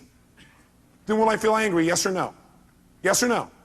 If I'm really angry about something, I'm angry because of what I've linked up to it. I'm saying, well, I'm angry because they did that and that means this. But if I really analyze it and I look at it for a while and I go, God, that's a bunch of crap. It doesn't really mean that. Then I've transformed my feeling. Do I now have to go to that person and say, what you did made me angry? Yes or no? Yes or no? No, because I don't have that feeling. I truly don't have it. I'm not suppressing it. I've transformed it. Suppression, however, is when you keep the same meaning. That you keep the same meaning. You're upset about something and you keep the same meaning. You don't change the meaning. All you try and do is stuff the emotion. You try to pretend it's not there. That's suppression. So if you keep the same negative emotion, you don't change how you feel about it. You just try and pretend it's not there. That's suppression, and that's when you get in trouble. So our goal is not just to take things and not suppress them and just express whatever we feel, because if you just go express whatever you feel and you don't think it out, are you going to always communicate well? Yes or no? No, in fact, you may say things later on you'll regret in the heat of the moment because you were in state. So what you first want to do is see if you can transform it, honestly and sincerely, and if you can't, then your goal is to get someone to help you to transform it. Go to the source and get the source to help you to transform this. Say, you know what, I felt this way about this. I made up this bizarre meaning. I know it's not true because I know who you really are. But this is like a crap I did in my head. Can you help me? I need to change this. Can you give me some more information or some feedback or help me to clarify this thing? Because I kind of screwed this up in my brain because I know that's not what you meant. But that's what I did inside my head. Can you help me out? Is that different than, you know something? The other day when you did this, I felt this, which, by the way, implies what they did made you feel something. Is that true? Yes or no? Does anybody do anything and make you feel something? Yes or no? Yes or no? Absolutely not. Absolutely not. Now, you have a right to feel the way you feel, but that isn't true that it's actually what made you feel that way. You chose to make yourself feel that way. You communicated that to yourself. So instead of saying, when you did this, that made me feel this, that's implying that somebody made you do something, and that takes responsibility away from the one person who can change your life, meaning you. So I request in the future this. Nothing wrong with any of that. What we want to do is enhance it. The way we want to enhance it is come from the place of, I'm communicating because I want to transform something, and I'm responsible, not them. You know, I need your help. I need your help. The other day when this thing happened, I used that to interpret that to mean this. And I know it's not true because I know who you are. I need some clarity. Can you help me out? I got to clean this up. And me. Who's responsible? By the way, will they want to help you? Yes or no? And by the way, what you're really doing here is making clear what you're really doing, which is you're doing a cry for help. Maybe not crying, you're making a request for help instead of crying. Make sense? And people hear this is a request for help. And do we want to help other people? Yes or no? Especially us, we're all in the helping business. That's why we do what we do. That's the bottom line. So we're going to develop a format like this where we don't suppress, but we don't just express. Because you know what happens? If you just go out there and whatever you feel you express, what you really do is you vent. And then you make it right. Or you demand. See, venting and demanding does not make communication better in the long term. How many would agree with me on this? Okay? We want to go to a different level. We want to transform our communication. We want to transform what things mean to us. Now, here's what I want to be able to have you do. I want you to be able to take the emotions that you're experiencing and be able to deal with them quickly. So I want to give you 6 steps to changing or dealing with, not dealing with, but I guess utilizing is the right word. 6 steps to utilizing any emotions you feel that you used to call negative, which now I call emotional messages, or calls to what? Calls to action. Whenever you're feeling a negative emotion, which we're now going to call emotional messages, it's a call to action, and it's saying you need to change something. What do you need to change? One of 2 things. Repeat back. What are they? Change either number 1, your what? No, well, you could change your physiology, but if you are getting feedback right now, you're getting a negative emotion, that negative emotion is a message. It's saying you got to change either your perception or your actions. And your actions could be the way you're using your body or your focus or whatever. But change your perception or your actions. Now here's what happens when you get a negative emotion or now an emotional message. Number 1, you want to identify what the emotion is. So you're starting to feel negative things. You want to identify what is the emotion. Now when you identify the emotion, what the emotion is, like you're really upset. Ask yourself, well, what am I really feeling? Underneath this, you might write down the question, what am I really feeling? What am I really feeling?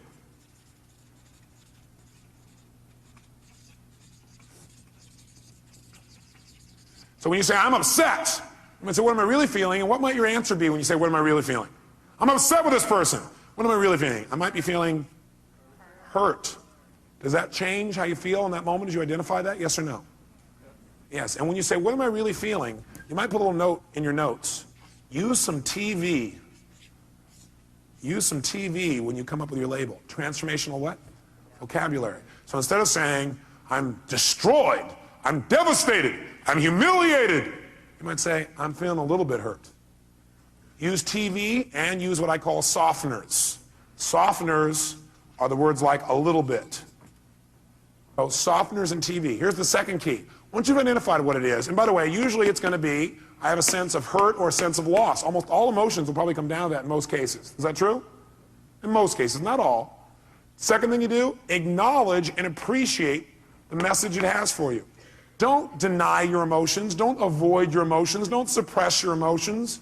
Don't make them wrong. Don't share them. Start by identifying what they really are and then acknowledge and appreciate the message it has for you. In other words, acknowledge, hey, this is a real emotion. I'm glad I'm having it. It's going to have a great message for me. Then go to step 3. Get incredibly curious. Get incredibly curious as to what it has to offer you, as to what the message is. Get incredibly curious as to what the message is. Underneath this one, number 3, as you get incredibly curious as to what the message is, write down the question. What is the real message this emotion is giving me? What is the real message this emotion is trying to give me? What is the real message this emotion is trying to give me? I'll offer you some ways to do this. Let's do all 6 though so you know where we're going. Step 4.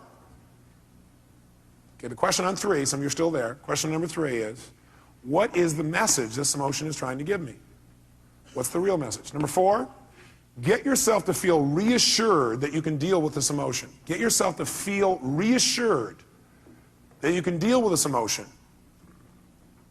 See, a lot of times the stress is, oh my God, how am I going to deal with this? So get yourself reassured you can deal with emotion. And the way you do that is, remember a time when you've dealt with this emotion successfully in the past. Remember a time when you've dealt with this emotion successfully in the past. So if all of a sudden you start to feel depressed, that's a pretty negative feeling. I, first of all, would not call it depression. I'd say a little bit down. But the first thing you do is you go, okay, I'm feeling this terrible feeling. I start to feel depressed. Well, what am I really feeling? Well, I'm really just feeling a little bit down. Okay, great. You know what? That's great. I appreciate it. That's a message. I need to get curious. What is that message? What's the message this thing's trying to give me? And what depression's message usually is, by the way, is you need to reset your priorities. That you don't feel like you're in control. That you got too many things going at once. You feel out of control when you're depressed. So what you have to do is set some priorities and go do the first one on your list. That's what the message is telling you. You feel out of control. The way to get in control, reset your priorities and go do one thing and complete it. The minute you do, your self-esteem will go right back up. So that's a message. So what's the message it's offering me? And by the way, I'm going to teach you the 9 most powerful emotions that you probably experience, what their messages are. So you won't have to wonder about this. You'll know what they are. Step 4, get yourself to feel reassured by remembering times when you've dealt with this in the past. Have you ever felt a little bit down before, or what you used to call depressed? How many have ever felt that way in the past? Let me see your hands. How many have dealt with it? Let me see your hands. Great. If you remember that, 2 things happen. You're going to feel reassured you can deal with it, plus you're going to remember how you did it, which means you can use what you did in the past to change it right now. Why wait? Most of us forget the best parts of our past, which is how we dealt with things and turned them around. We just remember the negative feelings. That's kind of weird. Maybe we need to manage our memories better. Remember the things that have resources for us and forget the things that don't. Number 5, get certain. Get certain that you can handle anything like this in the future. Get certain. Not only can you deal with the emotion you have right now, but what you should do is use this as an opportunity to be certain for yourself. Get yourself certain. If it ever happens in the future, I'll handle this emotion quicker and easier. Get certain that you can handle anything like this in the future by rehearsing yourself dealing with it in the future. In other words, think of a time in the future where this depression could have come up and see yourself, feel yourself rehearsing again. Use this as a tool of empowerment. So you remember a time when you were depressed before, you were a little bit down, you turned it around. It took you a little while, but you turned it around. You remember what you did. Oh, I dealt with this before, I can deal with it again. And then you say, let me take this opportunity to get certain that I can handle this if it ever came up in the future. And the way I'm going to do that, I'm going to sit down right now, and I'm going to think of, okay, what kind of things might happen in the future? I might get depressed. Well, I might expect something didn't work, feel bad about it. Let me think of a time like that. Okay, let me see myself, hear myself, feel myself deal with it. You see, hear, and feel yourself dealing with it easily. And you do this 2, 3, or 4 times. If you keep doing it 2, 3, or 4 times, then in the future when it comes up, guess what your brain will do? Your brain will go, oh, I can handle this. I'm already prepared. How many are following the logic of this? Let me see your hands. Okay? So get certain you can deal with it in the future by rehearsing. And by the way, remember this. You might want to put this in your notes. Your brain cannot tell the difference between something you vividly imagine and something you actually experience. Your brain cannot tell the difference between something you vividly imagine, where you see it, you hear it, you feel it, you taste it, you touch it, you smell it in your mind, and something that actually occurs. If you doubt this, have you ever had a dream where it was so real you had every physical response to it? How many have had a dream like that? Okay? You can have a dream anytime you want, even while you're awake. All you have to do is rehearse something in your mind enough times, vividly enough, and it's real.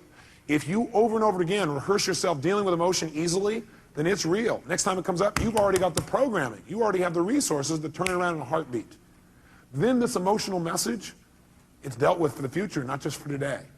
And the sixth step, take action and change your life. Whatever the message is, take the action that you need to take and change your life. Do something.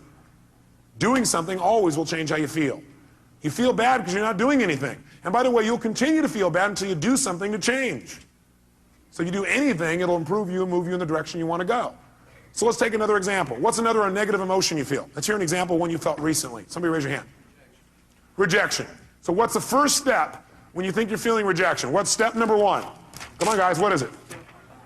Identify it. Specifically, identify what the emotion really is. Let's call it that. Identify what the emotion really is. Identify what the emotion really is. So you ask yourself, what am I really feeling? So a person said rejection. What were you really feeling?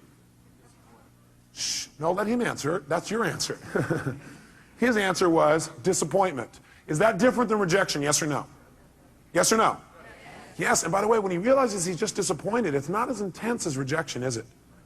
What happened with one question? His pain just dropped. Still painful probably, but not anywhere near as intense. Am I false or true on that? Okay, great. Now, so he's disappointed. Great, so now he knows when he really is disappointed, he might even add some TV or a softener here. And the softener might be, he might say, I was a what? A little bit disappointed. Well, I'm a little bit disappointed. Okay, that makes it even less. Now what does he do? Number two, does he make himself wrong for feeling that way? Yes or no? Yes or no? What does he do? He needs to acknowledge and what else? Appreciate the fact that he's getting a very valuable message. And it's a message he needs to change something.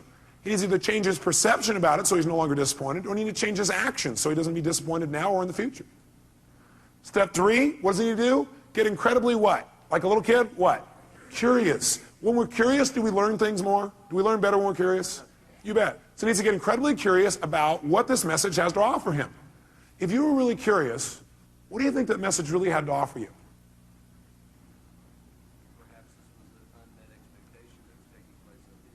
Perhaps this was just an unmet expectation that was taking place up here and it wasn't even reality.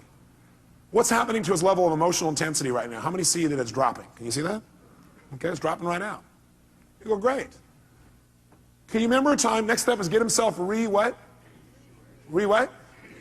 Great. And the way to do that is get him to what? Remember a time when he's dealt with it. Have you ever been disappointed before and dealt with it? Can you remember a specific time? And you turned it around, made it good? Can you remember a specific one? Think for a moment of time when you turned around and you made it great. You actually took it and made it to your advantage. Remember a time like that? How'd that feel? So you know how to deal with this, don't you? Well, I got a question for you. What did you do back then that changed it? He redefined the terms he was going to use. He changed his perception or his rules. Great. How'd that feel when you resolved it? So great. So when he goes to reassure this, two things happen in the reassurance. One is he sees he can deal with it. He sees and feels he can deal with this easily. And number two, he sees how. And number three, he remembers how good it feels to relieve himself from the feeling. So he remembers how good it feels to get rid of it. Which, by the way, makes him want to get rid of it right now. And what's the last two steps? Step number 5. What do we want to make sure? We want to make sure he doesn't just not feel bad about it anymore now, but we want to make sure his future's better. We want to get him what? Get what? Certain that he can handle this in the future. So he probably feels pretty certain right now, but you know what I'd like you to do? I'd like you to think some other area in your life where possibly in life you could have gotten disappointed in the future. Some kind of thing that might come up. Can you think of something that could come up and do that? Look, he already knows. Close your eyes for a minute. And just for a moment, what I want you to do is I want you to think of that thing starting to happen when you start to get disappointed. or feel rejected actually is what you did initially, then you realize you're just disappointed, and then you just handle it. See yourself handling it in the future even better than you have in the past. And notice how good it feels the minute you handle it. Can you feel that? Mm-hmm. Think of another time, something else that could happen in the future, where it might have been a real major disappointment. But see yourself handling it real quickly, real easy, getting off and making it work, and notice how good you feel as soon as you handle it. Got it. Okay, do it one more time. Do 3. Do a third one. Some other area of your life where you're really disappointed. See and feel yourself handling that real easily, real quickly. Got it. Good. How do you feel about your ability to deal with this in the future? More confident. Yeah. How many can hear it in his voice? Can you hear that? Hear the depth in his voice. And the last thing is, go take action and change it. He may have already done that if it was changing a perception. Or you can go do it physically. How many follow the system?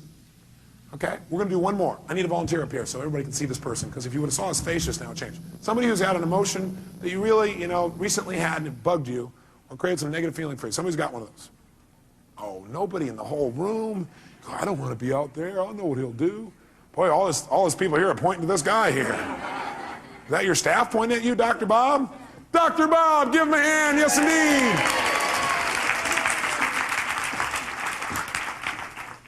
Great. Here you go, sir. He's going to reward you guys for this later. He probably will, actually. That's right. Dr. Bob, what's a negative message, a negative feeling that you've had recently that you'd like to change, you really are committed to changing, but it's been bugging you? Disappointment and rejection. Disappointment and rejection. Well, it seems a lot of that's going around. Must be catching it. It's the rejection virus. People are spreading it. Okay, well, which one would you like to deal with? Or are they tied together? Well, actually, it's probably... What question did he just ask? For him to say, actually, it's, he's already done step 1. What's the question he just asked? For him to already say, actually, it's, what did he ask? He first of all started to identify what the feeling really was, didn't he? And the question he asked is, what am I really what? Feeling. What are you really feeling? Anger. Anger. What's that really? Well, what that really is I was angry because I felt rejected. Okay. And I was really disappointed about what happened, the circumstance. So what's he done? He's managed to stack his negative emotions one on top of another. Okay. And by the way, this is unique to Dr. Bob. Nobody else you know does this, do they? But what are you really feeling? All that stuff, what's behind all that stuff? You just really feel what?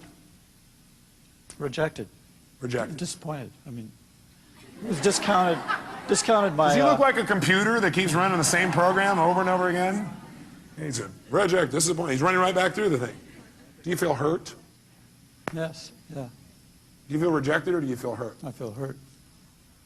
Do you feel disappointed or do you feel hurt?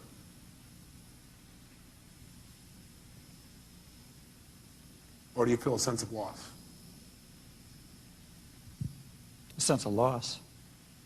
Do you feel rejected or do you feel a sense of loss? Sense of loss. Do you feel angry or do you feel a sense of loss? Sense of loss. Do you feel hurt or do you feel a sense of loss? Loss. What does it always come down to? Loss. Now, we can call it whatever we want. Okay?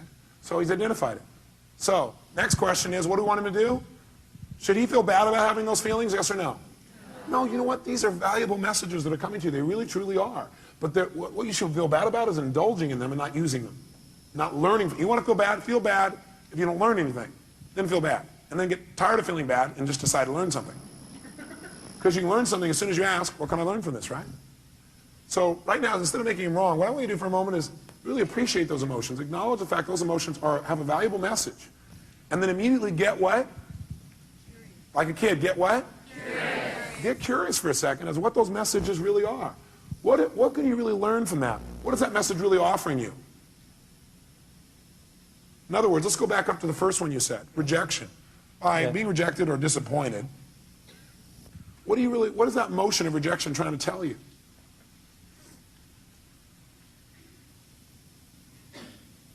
The relationship's important. Love's important. It's telling him that relationship's important, that love is really important to him. Is that a valuable message? Yeah. What was that disappointment in telling you?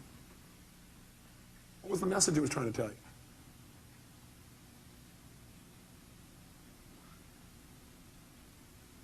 you? Now, a person may say, I don't know. If you did know and it had a positive message, it's always telling you to change something. It's telling you to change your perception about something, or it's telling you to change your actions. So what is that emotion of disappointment telling you? To change what? What do you need to change? How I love. How he loves. Very interesting. In what way do you need to change how you love? How it's communicated, or shown. How it's communicated and shown. How do you need to communicate and show your love more effectively? I'm curious. Is that better than feeling rejected, disappointed, and lost? Yes or no? Yes. Is this a powerful transformation in this man? Yes or no? Yes. Okay, good. So stay curious, because that's it. Instead of going, oh, I don't know the answer. We don't know the answer, and you're a little kid. What do? You get even more what? Curious. If you don't know the answer, don't go, oh, God, I don't know the answer, but that time I don't know how it feels. They go, I'm getting more curious. You have plenty of time, because curiosity is valuable. What would you get? Need to be more, I'm confused. Good. Confused means you're about to make a change. Is that true? See, when you know what things mean, you'll just keep doing it the way you've always done it. He was not confused when he went, I'm disappointed, I'm rejected, I'm frustrated. In fact, he kept doing it over and over again because he was not confused. He knew exactly how to do that. Now he's confused. His little brain's going, this little computer program's not working the same way. So, So the question I always help him out with is, what do you need to change in order to no longer feel this? You need to change your perception or your actions or both. And what do you need to change about your perceptions? What do you need to change about your actions? You might want to write that down. But go ahead. So my action should be different. I mean, if what I did didn't work, I need to try something else. That's right. So I need to communicate that differently, behave differently. Okay. And how many hear what he just said? Did you understand what he said? He said what it's saying is, the way I communicated, the fact I got rejected is a message that love's really important to me, and that I need to change the way I'm communicating so I get what I want. Because obviously it didn't work, so I got to change my approach. Is that true? Is that different than I'm not worthwhile as a meaning, or they don't love me as a meaning? Yes or no? Huge difference in how he feels. Have you ever felt rejected or disappointed in the past and dealt with it really powerfully or really effectively? Yes. Do you remember a specific time? Yes. Okay, go back to that time. And remember how you dealt with it and how you turned it around and made it something positive. Okay. How'd that feel, first of all? Great. I had a sense of accomplishment. Yeah, that's right. And how did you do it? I took action. What did you do? Take action. How did you do that? What did you do? I started doing things differently. Oh, great. Expressing myself differently. Did it work? Yeah. Wow. By the way, what is this doing now? It's teaching his brain, if you do this, you're going to get pleasure. What you used to do gave you what? Pain. The brain is always trying to avoid what? And move towards what? He's teaching his brain right now. He's rewiring his brain a little bit here. Now, by the way, I keep using these computer metaphors, and I see some of you get pained when I do that. And I think it's because you think, oh, do you think I'm just a computer? No, I see you as a spiritual being who also has a filtering system. And that filtering system sometimes you allow to take control and keep you from doing what you do naturally, which is just love and appreciate other people, including yourself. Okay? So we got to deal with both sides. How it is, how we operate unconsciously, as well as who we are. We want to deal with how we operate so we can be more of who we are. Now, I'd like you to think about this for the future. First of all, you feel pretty good about you being able to deal with it right now? Yes. Yeah. And by the way, does he really look like he can deal with it now? Yes or no? So think about the future. I'd like you to think of some place in the future where you could have felt rejected or disappointed. Something that could come up that could cause you to feel rejected or disappointed. Okay. Okay? Close your eyes if you would, and see yourself using your skills, handling it 10 times better, quicker, more easily, turning it around right away. And feel how good it feels to turn that around. Okay. How does that feel? Feels good. Yeah. Can you do it? Yes. Easily or hard? I can do it. You can do it. Okay, great. So now I want you to do it. That's great. So now I want you to close your eyes, and I want you to think of another time where it would come up. Only this time I want you to do it easily. There are resources inside of yourself you haven't thought of before, and I want you to do it and even enjoy it. Turn around and make it happen easier and quicker. Okay. Okay, look at it. If I ask him to do it, can he do that? Yes. Yes. I'm asking him a better question. It gives him better resources. Okay. Can you see yourself handling it quicker and easier in that one? Yes. How does that feel? Great. How many see the difference and hear it in his voice? Great, let's do one more. Think of something else that could come out in the future where you could have felt rejected, disappointed, but now, heck no, you handle it really easily, real quickly, just like this. Okay. Have you already done it? Mm-hmm. Done. He's getting a little faster at this, isn't he? He's got some experience. How do you feel when you do that? Super. Super. Look at him. Look at his face. Now, if someone were to say, I'm going to reject you now. Thank you very much. Give him a hand. Thank you very much, sir.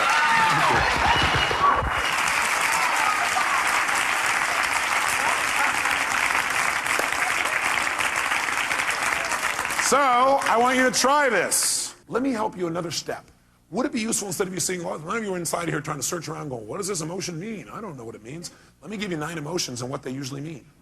Okay, would that be helpful? Great. Sit up in your chair with some energy then. Put yourself in a peak state. And let's take a look at what 9 of these emotions, or 8 or 7, or whatever I put up here are. Number 1, fear. So if you're feeling fear, what does that mean usually? What's the message? The message always is that you need to change something. Is that true? Yes or no? So every negative emotion means I've got to what? I've got to what? Change something. Either my perception or what I'm doing. Fear means that you got to prepare for something. You're afraid because your brain's saying message is prepare. Change what you're doing and get more prepared. Prepare for something that's going to happen so you're better prepared for it physically. Now sometimes we just indulge in the emotion and we stay in the fear and we really are prepared. For example, let's say you're going to get up to speak in front of a group and you're prepared but you still have fear. It's because you got the message, you did the work, but you didn't shut the emotion off and say, you know, I am prepared. No reason to be afraid anymore. I'm ready. I'm ready. You never told your brain, it's okay, you don't have to give me the message anymore, I've done my work. Okay? So it's saying you need to prepare for something. Maybe it's a physical challenge. Maybe it's preparing for some loss that may be coming up. Something's about to come up and you need to be prepared for it. Okay? Just get prepared. But once you get prepared, get off it. Let your brain know, okay, I am prepared. Move on. Focus on what you want now. What's hurt? Hurt usually is telling you an expectation you had has not been met. Just telling you, hey, you have this expectation, it's not met. So what should you do when you have an expectation that's not met? You should focus on what you do want now. Write down your notes. Focus on what you do want now. Don't keep focusing on why you're disappointed or how somebody disappointed you or how you feel so hurt by them. Okay? An expectation wasn't met and you need to change your approach. Focus on it. Or it means you need to change your communication. Hurt means you expected someone to treat you a certain way and they didn't treat you that way. So you need to change your communication. You need to come to them and say, you know, I need your help. You know, when you communicate that way, in the past I've interpreted that to mean you didn't care. I know you care because I know how much you love me and I love you. But, you know, could you help me out in this way? What does it really mean to you when you do that? And then listen. Say, you know, in the future, I'd really appreciate it if you do it this way instead. Would that work for you? Would you be willing to do that? Okay, great. Fantastic. It's a message that says you got to communicate your needs better if you're feeling hurt. Hurt means I need to communicate my needs better. Or hurt also means I need to meet someone else's needs. So you feel hurt because you need to meet their needs. That's why they didn't meet yours. Either you're not meeting their needs or you're not communicating how to have your needs be met. Or you have an expectation, you need to move on. This is not going to work out, so focus on what will. Third, anger. Anger is a message that says you have a major rule that's been violated. When you're angry, you have a rule that's been violated. We all have rules about how things must be and how they should be. And boy, some rules, if somebody violates some of our rules, man, we really get angry, don't we? By the way, you may also be angry because you violated your own rules. Is that true? Yeah, you're not doing what you believe you must do, and you get angry with yourself. And sometimes when we get angry with ourselves, we spread that out towards somebody else, find somebody to lay blame on. 4, frustration. Frustration is a message that what you're doing isn't working, and that you need to what? Change. If you're frustrated, it means you still can succeed, but you got to change. If you're frustrated, it says, God, something's here and you know you could succeed, and you're frustrated because what you're doing isn't working. Change and you can still get what you want. Flex. Disappointment. Disappointment's a message, again, that you expected something to happen, it's not going to. So immediately focus on what you want now. Focus on what you want now. It's a message that you have to get off it. You need to let go of something and move on and focus on what you want now. Guilt. Guilt is a powerful emotion if it's not abused and overused and indulged in. Any of these emotions are lousy if you indulge in them. Would you agree with me on that? Sit there and indulge in your fear and your hurt and your anger. Indulging means you keep focusing on the feeling instead of getting the message and moving on and learning. Guilt, though, can be valuable. It's telling you you have violated one of your own standards, and you need to do something immediately to be certain you won't do this again. You're having that pain of guilt because your brain is saying you just violated one of your most important standards of your life. You violated one of your own values. And you're going to keep getting this pain until you make yourself certain you're not going to do this again. But you know what some people do? They just keep going back and feeling guilty about what they did in the past. The message is saying, get clear you broke your own rules and commit no matter what, you're not going to do it again. Make it clear, be certain you're not going to do it again, and your guilt will go away like that. Because that's the purpose of guilt, to make sure you don't violate your standards and make sure you do it well in the future. Could your standards be unreasonable? You bet. There's a woman in this room I heard about, was feeling guilty because last night she came here and she wasn't with her kids on Halloween. Oh my God. Can you believe that? Let's all look at that person. I don't know where they are. Let's pretend we can see them and give them dirty looks. How dare you? Come on, return the person there. How dare you? And you know something's funny? We all have rules. Are rules always fair, yes or no? No. Sometimes we have totally unreasonable rules. Like in order to be successful, we have to change the entire world tomorrow, have everybody be happy all the time, have everybody love us at every moment, have our kids be thrilled, make $8 billion a year, right? It's going to be pretty hard to meet that rule. So sometimes the feedback you're getting about frustration or disappointment is, sometimes it's saying, you got totally unfair rules for yourself. Sometimes when you're angry, you may be saying, your rules are too stringent for other people. Maybe you need to remember about those people with quintuplets. Have a few less rules. You have a lot less anger. Does that make sense? 7, if you feel overwhelmed, helpless, or depressed. Overwhelmed, helpless, or depressed, that's a message. And the message that your brain is giving you is, you're over-chunked.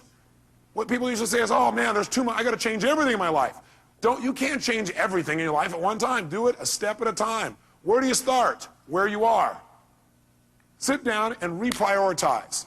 Overwhelm or depressed says, sit down and prioritize. That is, just write a list of what's most important for you to do. What could you do right away to start feeling better? What could I do right away to start feeling better? What could I do to take control right away? It won't solve it all. What could you do? Make a list in order.